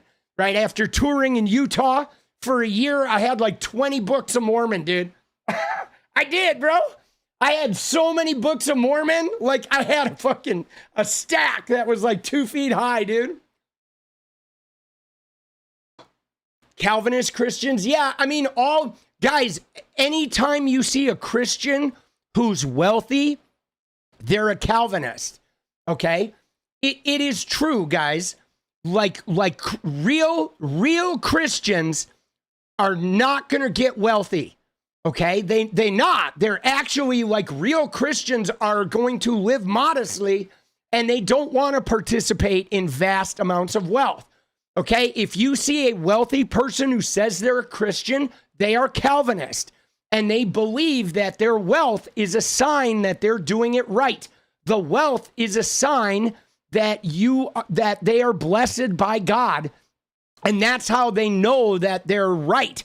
If they lose their money, then maybe they're doing it wrong. But as long as they stay wealthy, it is like God blessing their every action. So it's super dangerous, guys, because the wealthy, greedy Christians do just accumulate as much wealth as possible. And then they believe that everything they do is blessed by God because of the existence of that wealth, right? You know what I'm saying?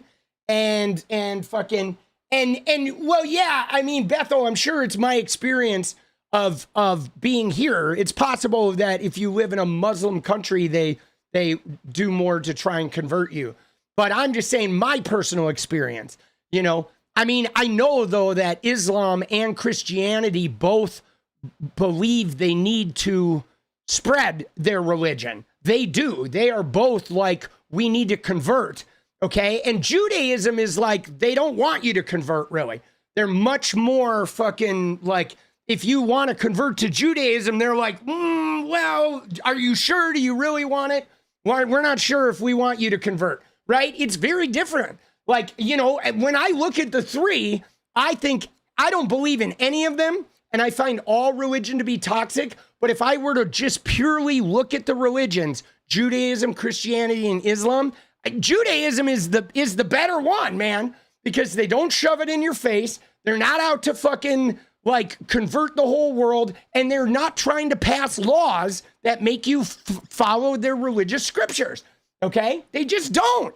And like Christianity and Islam, both in different parts of the world, want to have like theocratic control. They want their religious tomes to be the law. And Judaism just doesn't do that. And I find that a lot more respectable. So as a religion, I don't believe in any of them, but I at least respect the Jewish religion a little bit more than the others because it's not as aggressive and in your face. And like, you know, because to me, that seems more pious when you're not, right? Like if you really believe it and it's your salvation, you don't have to worry about saving everyone around you, you know? And I mean, I had some family that were Jehovah's Witnesses and like, my God, dude. All right, guys, dude, we need 11 in 5 minutes or we're going to miss the dance party. So now we got to pull the plug. We got a carnival bark. Let's go 11 and 5, 10 and 5, baby. Let's go hypermobile. Here it is. Oh, all right. 10 and 5. We can do this. 10 and 4. You know what I mean? 10 and 4, 10 and 4, right? Let's go, let's go, let's go. Let's go, let's go, let's go, dude. Our little dance party primer, right? Whoa, I'll give you a little Fortnite fucking groove. All right. Oh, shit. Dude, I don't think we're going to make it. Maybe. Dude, yeah, Donald, no, you're right. You sure you want to convert? Yeah, they don't want to fucking, right? They don't want, like, they're like, hesitant about it. Dude, Chris, let's go, baby. Chris, the Cyberpunk membership, let's go. Thank you, Chris. All right, guys, we are under 4 minutes. Holy shit. 10 in 4. 10 in 4, boss. 10 in 3, 49, 48, 47, 9. Let's go, C-Punk. Oh, shit, dude, shoes. Let's go. I'm in. You are in. Let's go. 8. 8 in 330. Dude, we got this, dude. We're getting it. Right? Freedom from religion. I agree. Dude, let's go. Oh, shit. Excuse me. Pardon me. Religion is a business. Tax it. Dude, it should be taxed, man. Like, let's be honest. Dude, religion should be taxed. All right, 3 minutes, guys. Here it comes, baby. Freedom from religion. I want to see more of that. Petrazzi, we got this. Yes, we do. 7 more. 7 and 3. 7 and 3. Let's go. 7 and 3, dude. Carnival barking. 7 and 3. 7 and 3. Dude, let's go. Let's go. I'm going to put a little music on in the background. All right, we're going to fucking bring it in. We're going to bring it home. We're going to fucking start the music up. Like, shuffle some songs. What do we got? Oh, we got a little radiant in the background. Oh, we try and get this going. Oh my God, 2.5 minutes. Oh shit, dude. Dude, there's no way we're gonna make it. Are we? I don't think we make it. Dude, let's go. Oh, fuck. I just want the perfect girl. All right. Oh, LFG, base no text. Let's go. 2 minutes down to the wire. 6 away, baby. 5 away, borrow bad. Smash this. Let's go. Oh, shit. 4 more, dude. Blossom, dance time. Oh, my God, dude. Robert Lee. Let's get that funky cat dance. Holy shit, dude. Robert Lee comes in, dropping the big fucking Trump dimes. Dude, fucking Trumpy. Oh! I will never be alone again. I'm immune to the things they said. My heart's unbreaking. You're radiant truth. I know that you will understand because I finally found myself. My heart's unbreaking. You're radiant. Woo! All right. Dude, wow, that was crazy, bro. Adam, another tenor. Let's go, baby. Dude, you're proud of me. Let's go. Thank you, boss. Fucking proud of me? You mean like were you like, you mean surviving the move from the gaming and shit? And like getting into the political arena? Is that what you're talking about? We dancing. Let's go. There it is. Dude, thank you, Redbone Sunshine. Thank you, Adam Ward. Appreciate you, boss. So let's dance, dude. And Robert Lee dropping the big dimes. One more fucking Trumpy.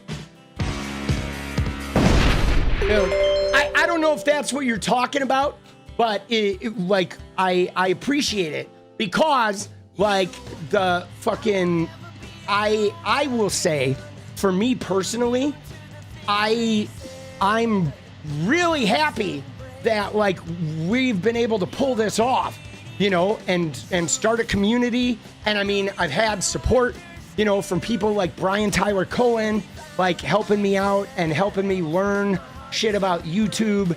And like, I've had a lot of support, like in the Twitter community of people that, you know, have my noties on and shit and that I interact with all the time. And a bunch of people in the left-wing community that we're constantly in the replies, communicating with each other. And like, dude, when I left gaming, I was kind of like, there was a part of me that was like, I don't know, maybe it's over. Maybe I'm going to end up bartending again. You know what I mean? And I was a little fucking nervous about it. And it was like a 2 years of finding my legs, 2 years of making like, you know, $200 a month. You know what I'm saying? Like that was, it was hard, dude. You're radiant, proud liberal. Let's go. Dude, when you go from like having an income to like $200 a month for 2 years, bro, it gets a little scary, bro. My American Express card was like, dude, my American Express card was like huffing and puffing, dude. Dude, through Tabitha, I love Tabitha, man. Oh my God, she's cool. Dude, my American Express card was fucking huffing and puffing. Dude, I have to give a shout out to American Express though, because dude, I have a card that like I could buy a fucking mid-range vehicle on that credit card, dude. They've given me so much credit space. Like I couldn't have done it without them, man. They have allowed me to like live on American Express for fucking, yeah, no. So what it is with Amex Seattle, Jen, is American Express. If you pay every month, it used to require a full balance payment every month. That was the original like 70s version. But now the way it is if you pay off the full balance every month, you don't pay any interest. Okay. So when you can pay off your full balance, you charge everything on your American Express. You get a whole bunch of bonus points that give you free shit on Amazon, right? Or they're free money. And then you pay it off, right, at the end of the month with no interest. And so you're getting discounts on everything you buy, okay? That's the thing. If you can afford to pay off your monthly balance, like I literally charge everything I buy goes on one credit card so I can monitor it all.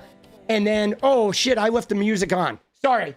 Sorry about that. There we go. I left it on. So everything goes on there.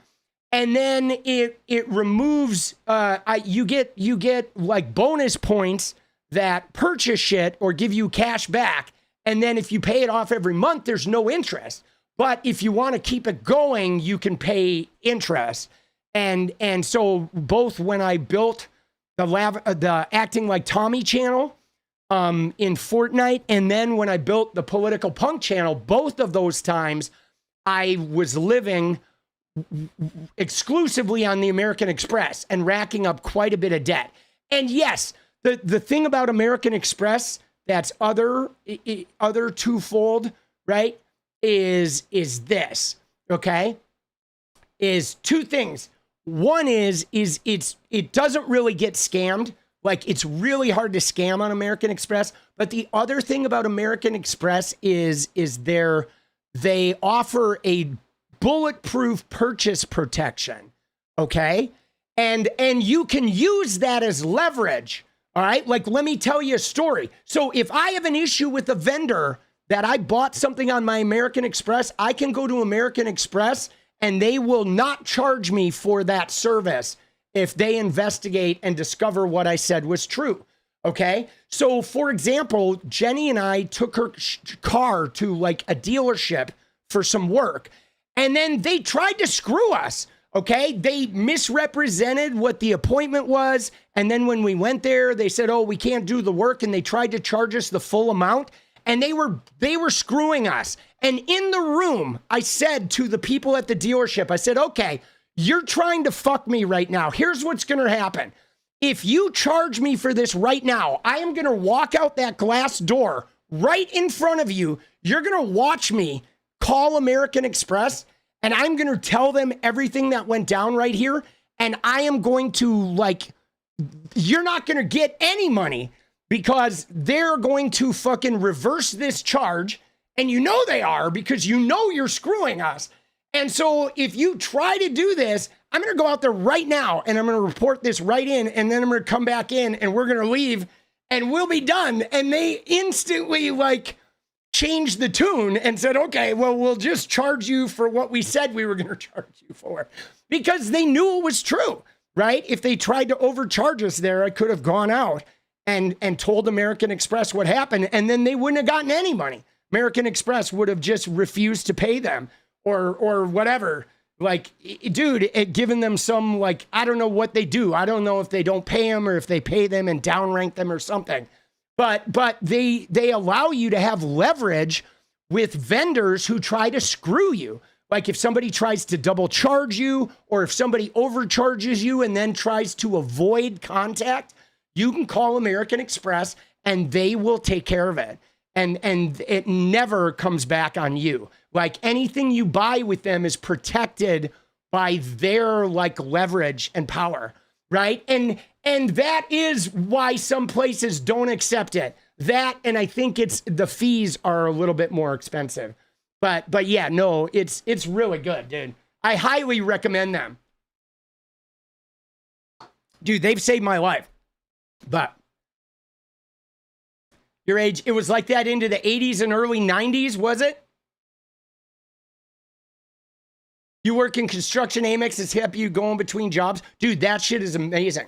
I mean, that's just it, guys. You know, like, dude, yeah, there you go, Eddie.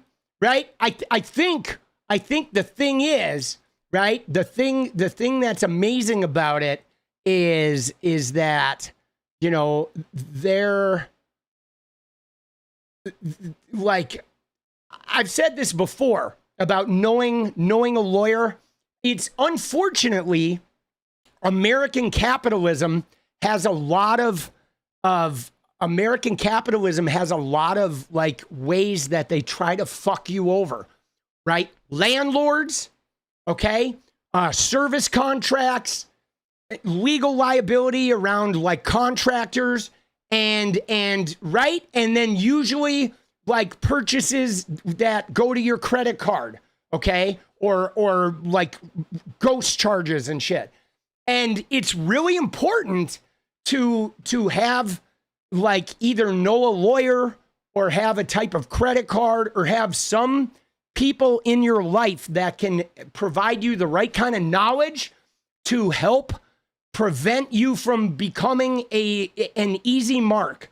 okay? Because the way the system is set up in America is there are like legal ways that companies can sort of fuck you over, that you can fight them, but it becomes very hard and challenging in the amount of time and effort it would take to fight them. People just give up and let them take that little bit of money from them. And so they do that en masse. But if you know a lawyer and you know the right kind of language to use, or you have the credit card with that type of purchase protection, you then have a little bit of protection where they know by your language that you know what they're doing. And then they have a tendency to back off a little bit. You know what I'm saying? And so that's been really helpful, like especially with landlord shit. I always have had friends who are attorneys, and if a landlord tries to fuck you over, you can write a letter that lets the landlord know you've been talking to a lawyer, and their tune just instantly changes. Because if they know that you have a lawyer, they know that now you can make it very expensive for them. Because if they try to fuck me, it's like, all right, well, now I'm going to have my lawyer. We're going to fuck you right back. And let's see, like, how much money are you going to spend trying to extract some bullshit money out of me? Let's go. Right? And I think it's important to have that type of, like, if you can, get to know an attorney, right? Like if you're out at the gym or whatever and you meet somebody who's a lawyer, I would say like that's a good friendship to have, right? Everybody in America, you need to have a competent lawyer as a friend, either a family member or a friend who's a lawyer, and it's going to change your experience significantly, dude. No, Care Credit is actually great, right? I actually did a bunch of work on my teeth with Care Credit. And my son too, before Obamacare, I actually used Care Credit to take care of me and my son's teeth. It's great, right? You pay it off monthly, and if you pay it off in the time period, there's no interest. That's great, man. I spent like $3,000 fixing our teeth and shit. It was amazing. Like Care Credit is really good as long as you can meet it in that couple of years, right? I used that like 15 years ago before Obamacare. Dude, yeah, our system is kind of bullshit, man. You know what I mean? It is. All right. Dude, those Trump accounts, though, like, what in the scam is this? So hold on. I want to watch the rest of this video. The gift, $250 per child. Others, like family members and employers, can contribute up to another $5,000 a year into the accounts. I have spoken with a number of other wealthy Americans, philanthropists, and we are confident that others will join us. Christine joins us now live. And Christine, how do parents open these types of accounts? See, again, you see that shit? You can put family members and employers can put $5,000 in. So look at that, guys. So look, if you're poor, you get $1,000 from the government for your kid. Okay. You have 2 kids, you get $2,000. They give you $250 each. You have $1,500 or $2,500. Okay. Right? That's what you have, but you're not making enough money to put any more in. Okay. So you just have $2,500. That's not going to really be anything by the time your kid is 18, if it's even there. But if you're wealthy and you have your own business, you ready? You get to put in $5,000 from the family. You get to put in $5,000 from your business. So you get that $2,500 for your 2 kids, but now you get to put in, I don't know if that $5,000 is each fucking child, but they get to put in 10 grand a year, right? You know what I mean? No, so what it is, Drea, is Trump is putting in $1,000. The U.S. government is giving $1,000 for a kid, and then Susan and Michael Dell are adding $250 a kid. Okay. And so what they're going to do, though, is the wealthy people are going to be able to put in like $25,000, $50,000 every fucking year into that account for 18 years. And it's going to be a tax shelter. Okay. And right. So there it is, right? It's not protected from stock market drops. No, it is not.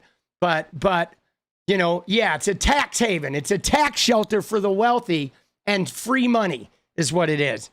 Tom, the White House says once this program is launched next summer, you'll be able to fill out an IRS form to get that account set up. And contributions can come from relatives, from employers, and from philanthropists. If accounts max out with $5,000 a year every year, they could be worth almost $200,000 once that child turns 18. Tom? We thank you. Yeah, they could be worth. Could be worth, dude. Sounds like socialism. It does sound a lot like socialism, doesn't it? Dude, it's all bullshit, bro. Everything about the Trump administration is just a fucking con, bro. Let's go. You're radiant. Oh, dude. Yeah. So with the employers and with the family members, right? They can just stack money in there. 18 years a kid, that's like $90,000 per kid. Okay? Right? $90,000 per kid that they, right? Every year. Right? But you know what I'm saying?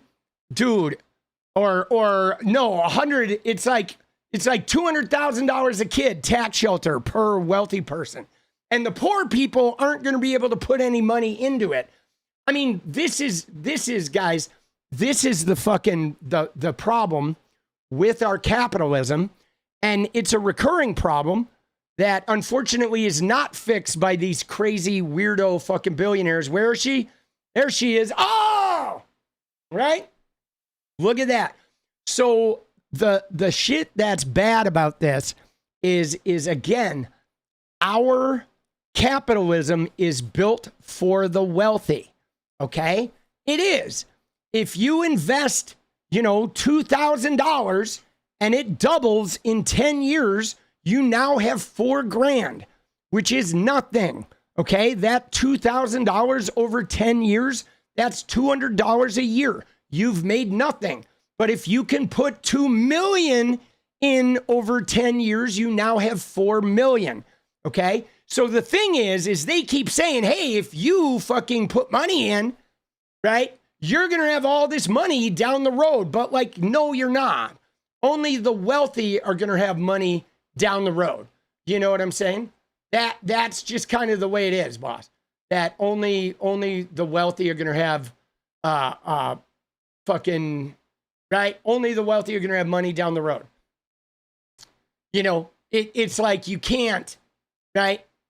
You just can't. You like the poor people are never going to make money on the stock market or like in mythically, you ready? Mythically, you could if you put in a certain amount of money and you invested it perfectly and withdrew and then reinvested and moved it around for 20 years without touching it, you could maybe make a bunch of money with perfect investments. But the thing about this, though, is that the poor people never have access to the people who can do perfect investing. Okay? It's like you have to have the amount of money, right? It's like the same with personal training, okay? Or lawyers. If you are poor, you can't get a good lawyer, right? You can't. The good lawyers cost fucking $20,000.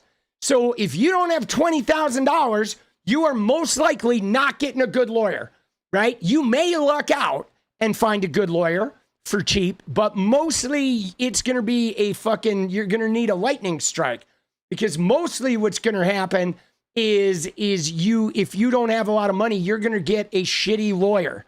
Okay. But if you have a lot of money, you can buy the best fucking lawyer out there. And the financial system's the same. If you don't have money, you're not going to have access to people that can make really good investments. The people that can make really good investments, you have to be wealthy or in the circle with wealthy people to have access to those people, right? Put it into your crypto. Dude, my crypto is in the shitter again, boss. It went up and up and up for a little while, and then, now it's in the trash. Right? Dude, her hair is green. Yeah, I think that's just the lighting. That's the lighting. There's weird lighting in the Oval Office. There's like fluorescents that they turn on when they do this shit to make the room bright that are often add a layer of green. Dude, yeah, crypto is in the shitter, bro. Dude, I should have cashed out a couple months ago.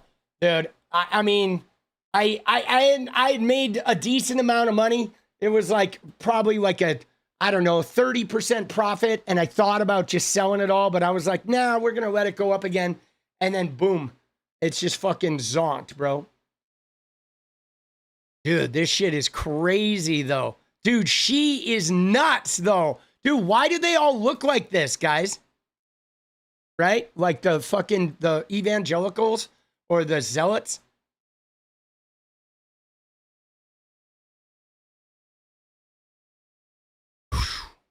All right. Do you see this shit though? Guys, do you see, stop buying Trump coin? Dude, I would never buy Trump coin. Do you see this? Right? You know, the Erica Kirk town hall, right? That's coming up next week. It's going to be next Saturday, the big Erica Kirk town hall. Dude, Barry Weiss is going to be the moderator, right? And everybody at CBS and shit is mad because they're like, wait a second. I thought she was fucking taken over. She's supposed to be an executive, and she made herself the panel moderator.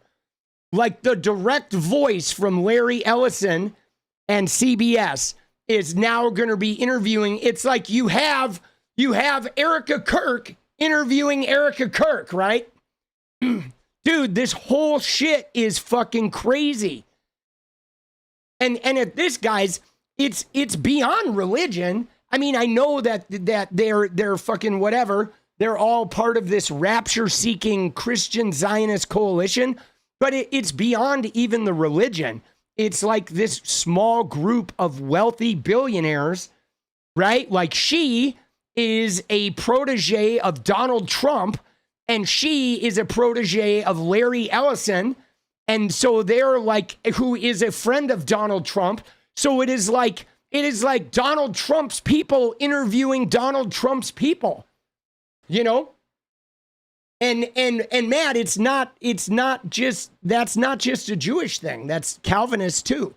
That is all of the fundamentalist religions, whether it's Judaism or the Calvinist Christians, or I'm sure it's with the Islamic, like the people, you know, that are running theocratic governments. They believe that their wealth is a sign that they are blessed by God. So even if they're operating outside the scriptures of whatever their religious tome is, as long as it's giving them wealth, they believe that that is God telling them they're doing the right thing. So greedy, money hoarding people that are religious have concocted their religion, their wealth is now like a sign that they're doing their God's work. But it is mostly a fucking Calvinist Christian thing. Absolutely. Like, what's interesting about this is when I look at people like Larry Ellison, I know Larry Ellison is like, he feels more like an evangelical Christian than he does, like, you know what I mean? Like the people I knew that were real, like, I don't know, hardcore Jewish people, they were Orthodox. They were wearing prayer gowns and shit. They were bringing plastic forks and knives to work because they couldn't use silverware if they fucking ate at work. You know what I mean? It was like, dude, the Orthodox Jewish people are like, you know, for lack of a better term, the real Jewish people. You know, they are. If you look at the religion, like Larry Ellison, the billionaire, is not like that guy. I mean, he might say he's Jewish, but that guy ain't Jewish, boss. You know? Dude, it's like, he's just not. Dude, they're like, yeah, it's crazy, boss. Dude, being humble is Satan's work. They're all loped out. Dude, they are fucking crazy. Oh, shit, boss. So what did they do with their poor congregation members? So the thing about this, Jen, is the thing about this is they don't explicitly tell, like Calvinists don't preach if you get rich, you are the fucking the chosen by God. It's not part of their preaching. It's like part of their internal world.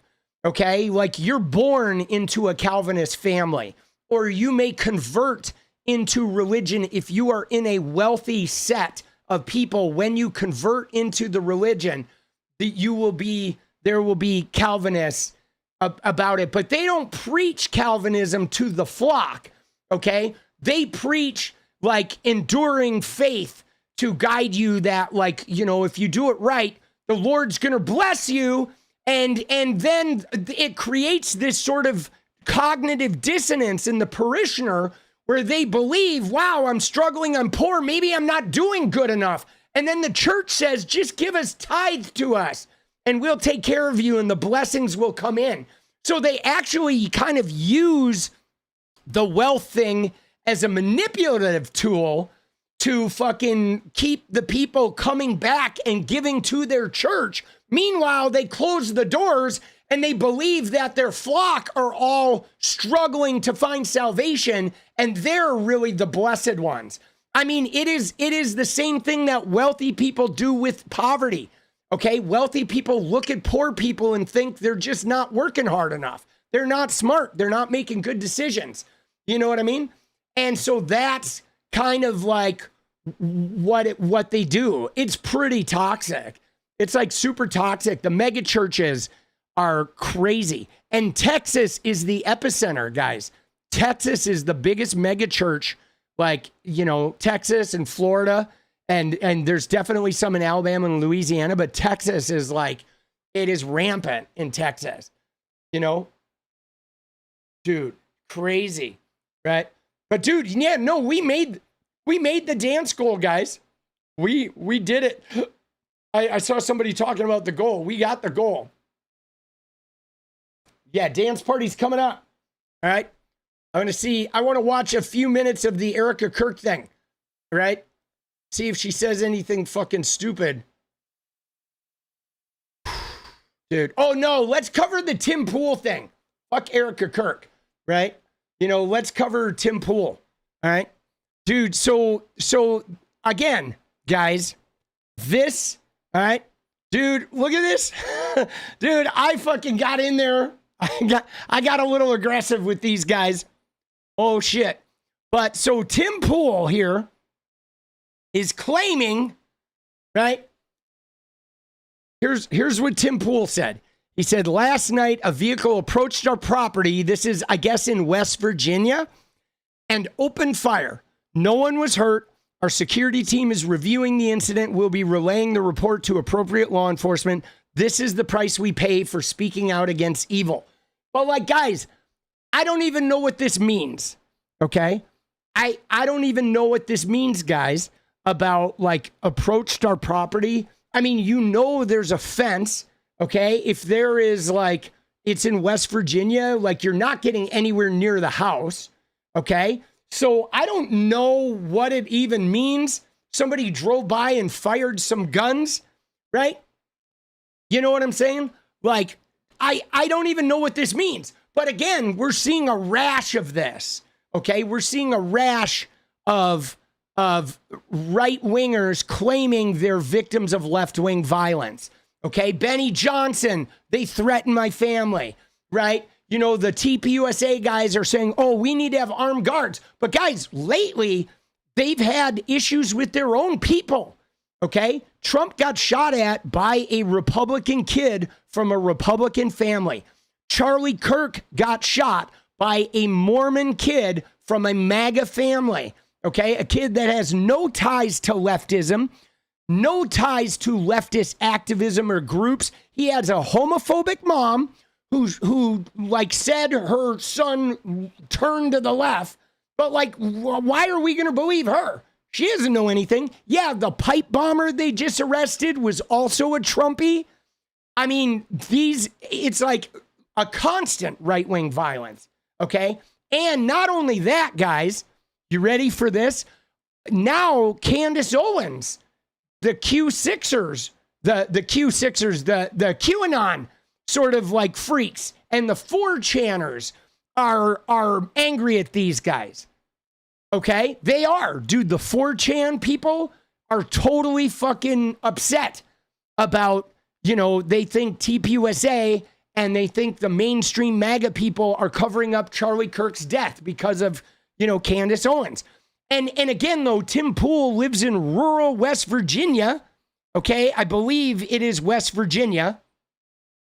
Is it? Yeah, it's in West Virginia.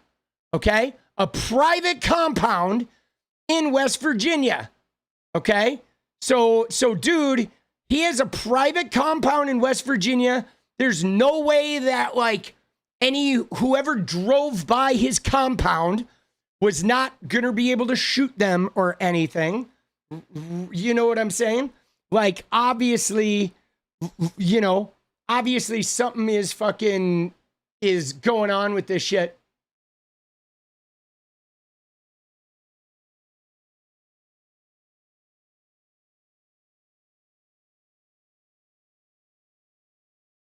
Hold on.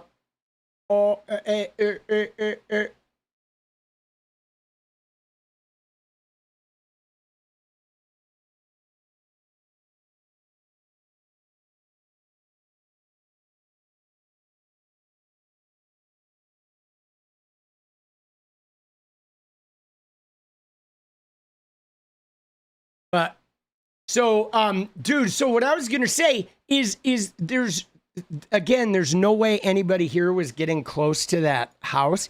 And what's more, if this did happen, which we don't know if it did, okay?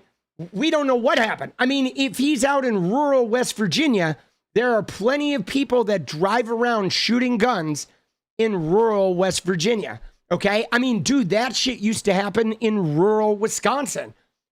People would go out and get drunk and fucking shoot guns, dude. I participated in that behavior. I mean, without the drunkenness, I was too young. But we used to go out into the woods and fucking shoot guns. That was just not uncommon. Okay, that type of shit, people driving around in their car, shooting that shit, happens all the fucking time, you know? But now, you know, they're creating this to be some type of political situation. And then everybody piles into this, okay? This guy says Charlie Kirk was assassinated. Myself and 15 other conservative journalists and influencers were swatted, okay? And they're threatening all the fucking things. A vehicle arrived outside of Tim Pool's property and opened fire. Things are out of control, okay? Look at this. Somebody stormed up to Tim Pool's property and opened gunfire, right? I mean, again, they're jacking this up and, right, they have security gate, they have armed guards. Like, come on, man. But now, the thing about this is most likely, if they are people shooting at Tim Pool, I guarantee you they're right-wingers, guys, okay? I guarantee you they're right-wingers, okay? You know what I mean? There's no leftists that are out shooting Tim Pool. I mean, he literally just went to town on Candace Owens, okay? You know this is, if it happened, it is right-wingers, right? And if it didn't happen, it didn't happen, okay? But if it happened, it was definitely right-wingers. But they're going to try and feed this into some bullshit left-wing violence, you know? You know what I mean? Did he talk about it, though, or is it just a tweet? I mean, dude, can we just look at Indiana here for a sec? Okay, because you ready for this, guys? Look at Indiana, okay? Right here, dude. This is a list of Indiana Republicans, okay? Governor Mike Braun, Senator Rod Bray, the Senate President Pro Tem, Senator Greg Good, Senator Spencer Deary, Senator Rick Niermeyer, Senator Dan Dernalk, Senator Linda Rogers, Senator Andy Zay, Senator Jean Lysing, who reported a pipe bomb threat at her home on Saturday, November 29th. Okay, all of these state legislators in Indiana, state senators, and the governor of Indiana have either received pipe bombs, swattings, or credible threats to their life because they're not voting for the new maps. They have been instructed by Trump to gerrymander their map, and they don't want to because they know it's like not legal. Really, it's unconstitutional. They know they're doing it just to favor Trump. They're going to disenfranchise a whole bunch of Democratic voters in the state who are already pretty disenfranchised in Indiana. And so these people have refused to do it, and they've been getting bomb and death and swattings from their own fucking party, okay? Threats from MAGA to do Trump's MAGA redistricting bidding, or we're going to hurt you. Dude, isn't that crazy? That's nuts. And then you had also, this isn't a threat of violence, but if you look at what TPUSA was doing yesterday, okay? TPUSA yesterday, I think it was Turning Point Action, actually, that was in charge of this. Now, Turning Point Action, guys, is the arm of TPUSA that started getting money after Charlie Kirk married Erica Kirk.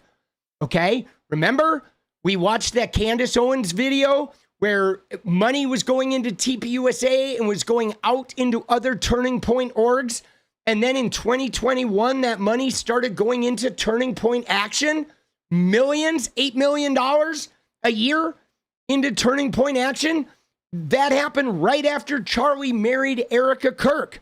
Turning Point Action came up and money ended up going into fucking, right? Ended up going into Turning Point Action. Now look at what they were doing yesterday. Okay? Yesterday, they were in Indiana. Okay?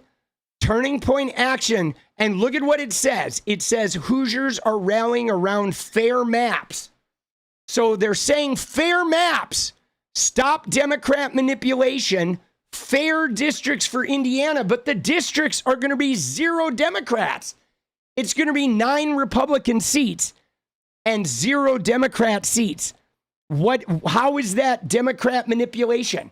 That's not Democrat manipulation. That's not a fair seat. That means like 35% of Indiana is going to have no voting representation whatsoever. Okay? None. Right? Isn't that crazy? Dude, but look at this shit. So Turning Point Action went there and they basically pressured the Indiana House to pass those maps. So now it goes to the Senate where all these people have been getting death threats. And they're basically saying you have to redistrict Indiana or we're going to off you. Dude, isn't that insane?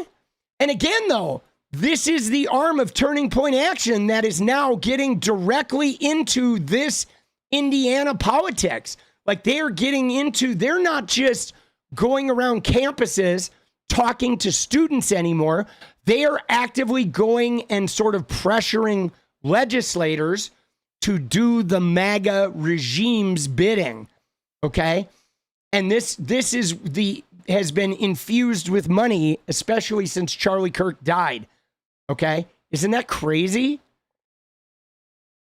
Dude, and so Turning Point Action and TPUSA was all in on this, guys.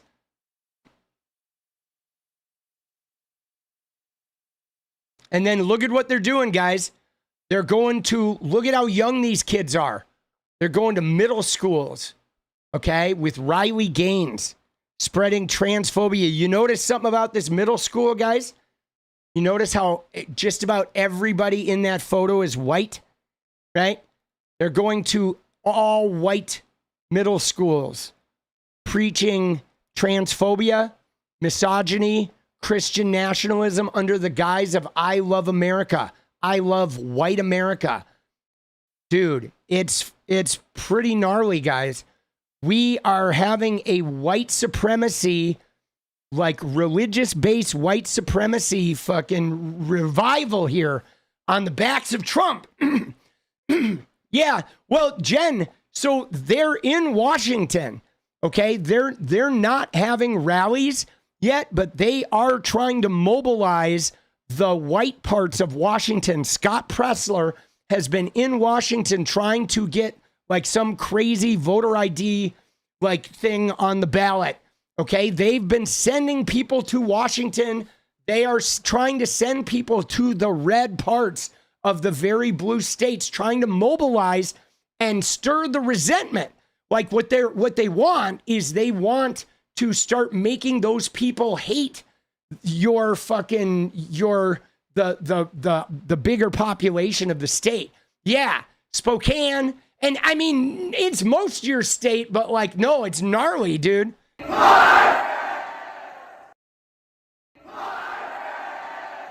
Dude, what are they screaming?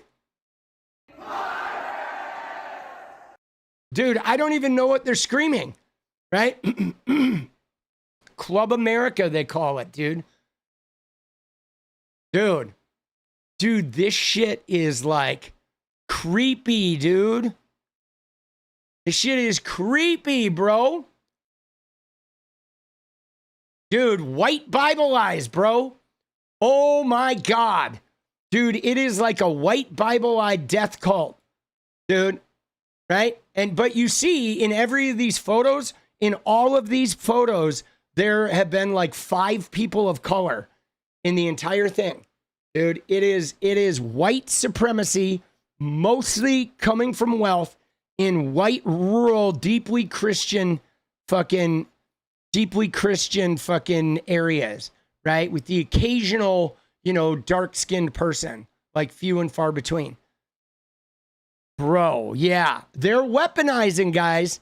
They are fucking weaponizing. But they are, the thing that's scary about this, guys, is they're trying to put this shit in every fucking school, okay? They're trying, their goal, okay? It is like a virus. Yeah, their goal, TPUSA's goal, is to have a TPUSA-funded chapter, okay, that will be linked to the national organization that will have money funded to convert and to spread the message of misogyny, racism, and transphobia and Trumpism, MAGA politics. They want to put one in every middle school in America and every high school in America. That is their goal. That kids, by the time they get into middle school and start getting hormonal and start sort of like being deeply socialized, there will be a TPUSA, white Christian nationalist chapter in there to both do what they're doing in Oklahoma University, right? University of Oklahoma, where if there's a gender non-conforming or LGBTQ teacher, they're going to get them fired, right? They're going to try and get rid of anybody who's woke from that school and to get the kids into the religious fold as young as fucking possible, boss. That's their goal. They want to groom every kid in America. Dude, it's nuts. And what's more is it looks like, Grok and Facebook and Twitter and, fucking TikTok after Larry Ellison gets control, they're going to try to help this conversion happen. Dude,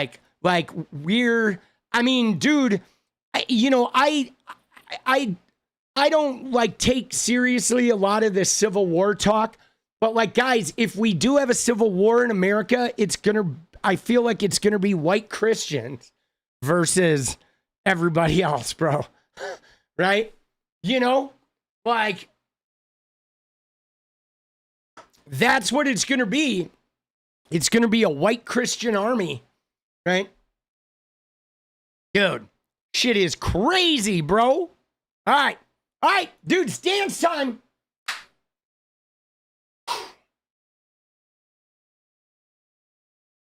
Time for the dance party, baby. I got to make some videos, boss. Dude, this shit is I don't know, man.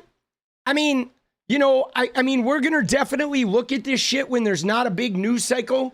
But like, guys, you know, I had a discussion with my body worker the other day, and like, I don't know, man, I feel like I want to be useful in the fight against Christian nationalism. I feel like this isn't even about, like, can I just show you one more thing before we go into this? Let me show you one more thing before we go, because it was a tweet I tweeted the other day. And guys, this is like, I think this is something where we are going to have to consider crossing political boundaries. Okay? Let me just tell you where it's not about Democrats and Republicans anymore, but it's about MAGA. And just watch my tweet and you'll see what I mean. Okay? Because, right? Because this tweet is just a small potatoes tweet, but I think it's accurate, where I say it was about Indiana. Okay? And I said, right, you find it, said, right, there's two things, okay? Let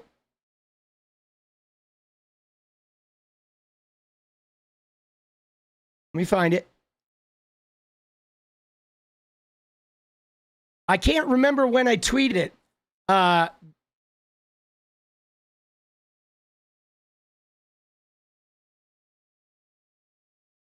Oh, right here. Okay. It's right this. So it says, to all the Republicans who are not MAGA. Okay. This was the night that they approved that 9-0 map in Indiana. And again, there are some non-MAGA Republicans who they don't want to gerrymander this map because they know it's not fair and they know it's political for Trump. And so I said to all the non-MAGA Republicans, if you look at the way they're bullying Indiana, they're swatting, bomb threatening the legislators of Indiana to do the MAGA's bidding and rig the maps, or we're going to fuck you up. Okay? And they're going to take away the voting power of 35% of the state of Indiana with threats, right? You take away all those Democrat voters' voting power, or we're going to like blow you up. And I'm like, if you see that happening to the Democrats, they're going to do it to you. At some point, if you're not a hardcore MAGA that believes in that extremism, they're going to threaten you and they're going to disenfranchise you too, right? Like they call people rhinos and they call, right? It's like, this isn't just a Democrat threat. Right now it's aimed at LGBTQ and Democrats, but if they take all the power away from the Democrats, they will then try to root out the conservatives inside their movement that don't agree with their bullshit strong arm Christian Taliban. Like there are some Republicans who don't want a Christian dictatorship. and like we need to think about like what I say here. We need to think about wiping out MAGA, right? We need it to be like everybody against the extremists. And I think we need to figure out how to like make that happen. Right. And I don't know what that looks like because, you know, I thought there were a bunch of non-MAGA Republicans in Congress, but it turns out that there were only a couple. Right. There's really only Thomas Massey and maybe Rand Paul. But even them, it seems like they agree with most of the MAGA shit, you know. But like, dude, this shit is fucked up. Like if we don't stop these extremists, there's going to be a Bible shoved up every one of our asses. And then on top of that, there's this other thought down here, guys, which is this, that I think we need to seriously think about this. Okay? We need a national age of consent related to religion, which means that no child can be forced to consume religion can be forced to go to church, forced to go to Sunday school, forced to participate until religion. Like, you can't expose them to religion until they're 16, like a driver's license. It's illegal to drive a car under 16. It's illegal to participate in Christian religion right before 16. No Bibles, no Sunday school, no church camps. I mean, think about how many less molestations there would be. But like, bro, right? Full neckies, heads are going to explode. Yeah. I mean, I think we need to legitimately talk about this, right? How they, we have rated R movies. I don't think you should be able to participate in Christianity until you can go to a rated R movie, man. Like, let's be real. That book is rated R. Those principles of like obedience and shit, that you shouldn't be forcing that shit on the malleable brains of fucking toddlers and shit. There's too many child molestations. There's too many people getting fucking abused and harmed. There's too much like racist and misogynist brainwashing. I mean, there's just too much like physical abuse, right?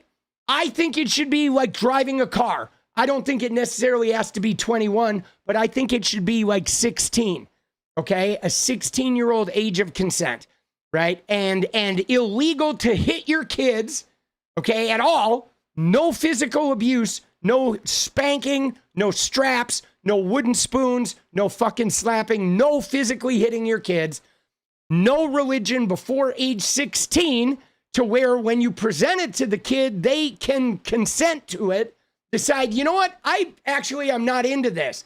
Because kids can't consent. At 3 years old, at 2 years old, being forced to go to Sunday school and told, like, you know how a hot stove feels? You know how the sunburn feels? You're going to feel that all over your body unless you do what we tell you to do. Dude, fuck that. A kid at 3 cannot consent to being forced to become a Christian. It's wrong, bro. Right? And then taxing the shit out of the churches. We need to tax the churches and the fucking, because now they're deeply into politics, guys. The mega churches are telling their parishioners, if you vote for Democrats, you're going to burn in hell. They have literally like mingled, right? They have commingled, guys. We are beyond like preaching. All right? All right? You know what I'm saying? Dude. All right. Now we dance. All right? Let's go. Beyond.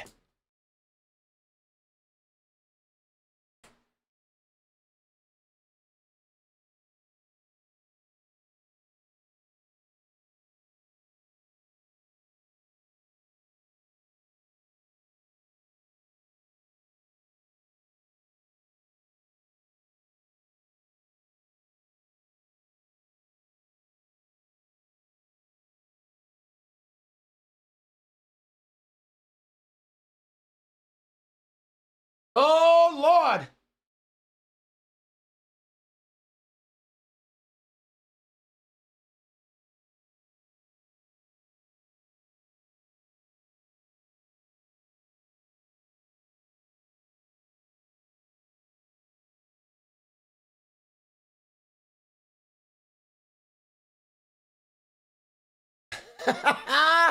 Dude, Mennonites.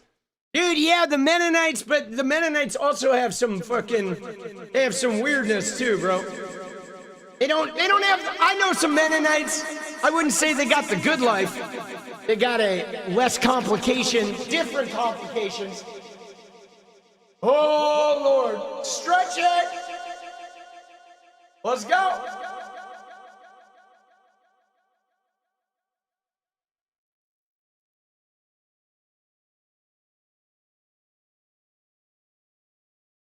You like manual labor? I do not. You ready? Are we ready? Do it again. Thank you guys for a brilliant stream.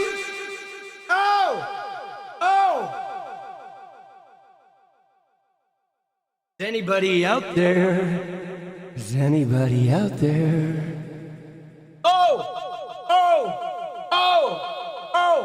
Yeah. I mean, one thing I'll say when you get into those Amish, Mennonite, whatever, or fundamentalist Mormon groups, there, you know, there's a lot of DV, guys. There is a lot of brutality towards women and children in those enclaves. Yes. Bad. Okay? Like a lot. And yeah, a lot of SA, but it's not even considered SA. SA is not SA in those groups. It's like, you know, like I said, they just have different brutalities. You know what I mean? Dude, you should, Thomas Paine, sue the Episcopalian Church. Let's go, dude. Yeah, let's go, baby. Oh, you ready? All right, I'm ready. I don't know about you, but I'm limber, boss. Let's get it. Let's get another deja vu, shall we? Shall we? Oh!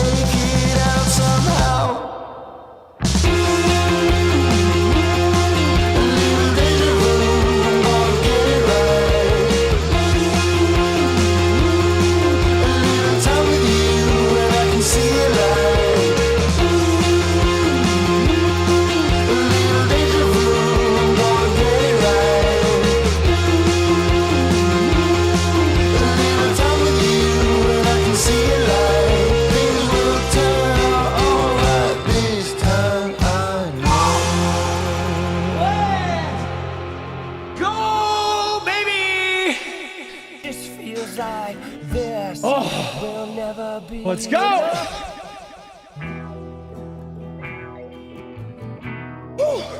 Dude, I got fucking winded, bro. It was find a good song to go out of. Dude, let's go! The guy dancer? What do you mean, did we lose an emote?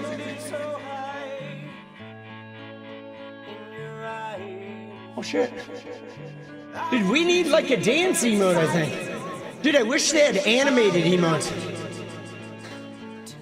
Again, I do want to say, I mentioned this the other night. I'll say it before I go. that I am going to be like 1 day a week or 1 day a month or a couple days a month. I am going to start streaming again on my Fortnite account.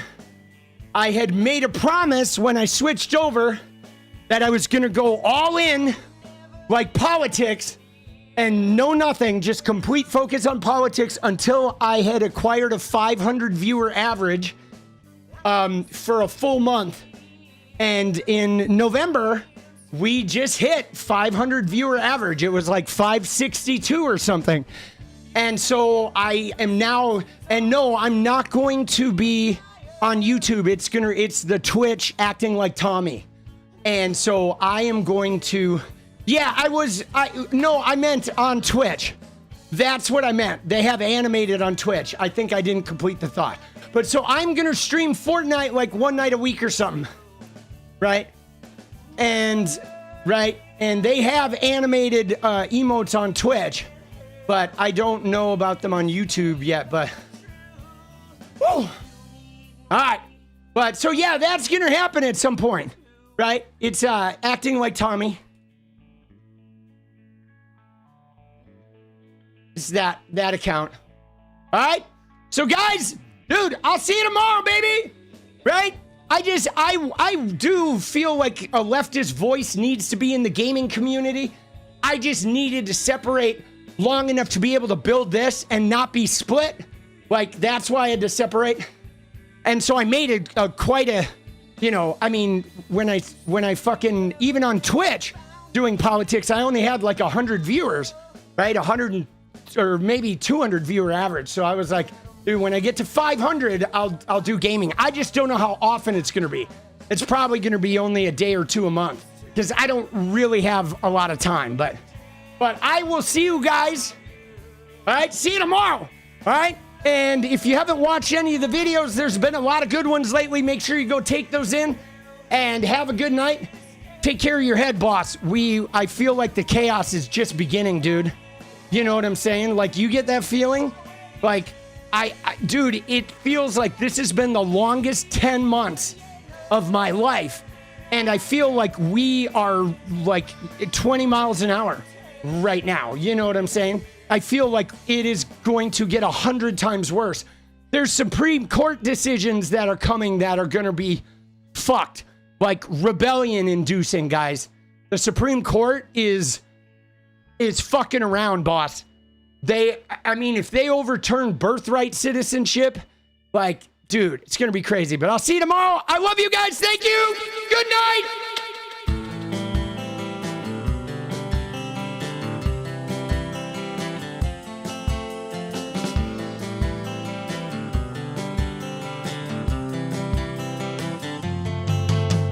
Hey, I just want to change the world. I just want the perfect girl. I don't want to hang around, I'd rather be found. It gets better, I wonder, my pleasure together.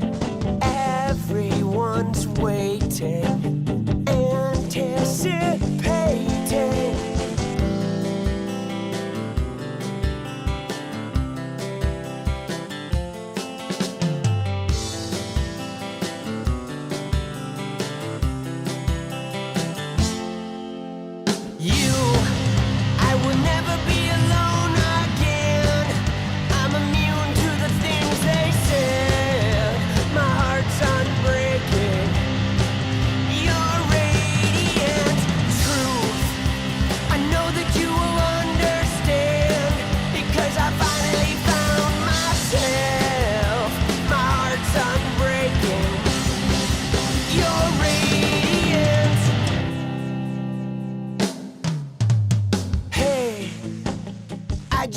Change the world, but I'm not gonna wait my turn. I don't ever want to come down, I'd rather be found. It gets better, I wonder, my pleasure together. Everyone's waiting, anticipating.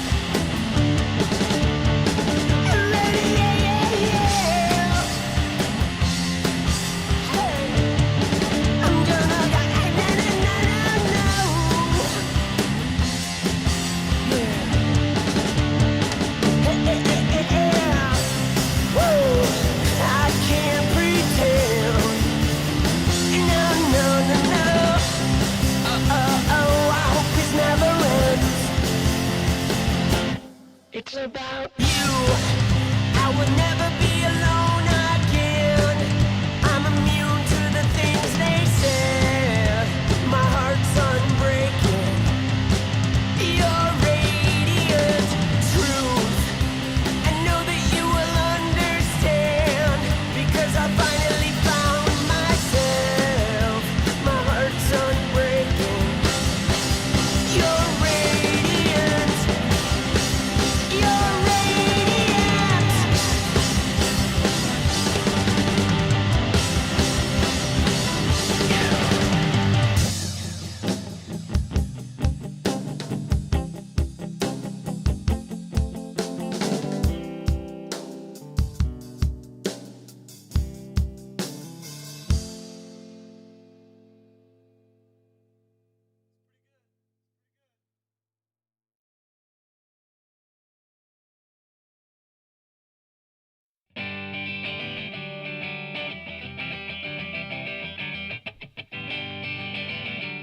Freedom.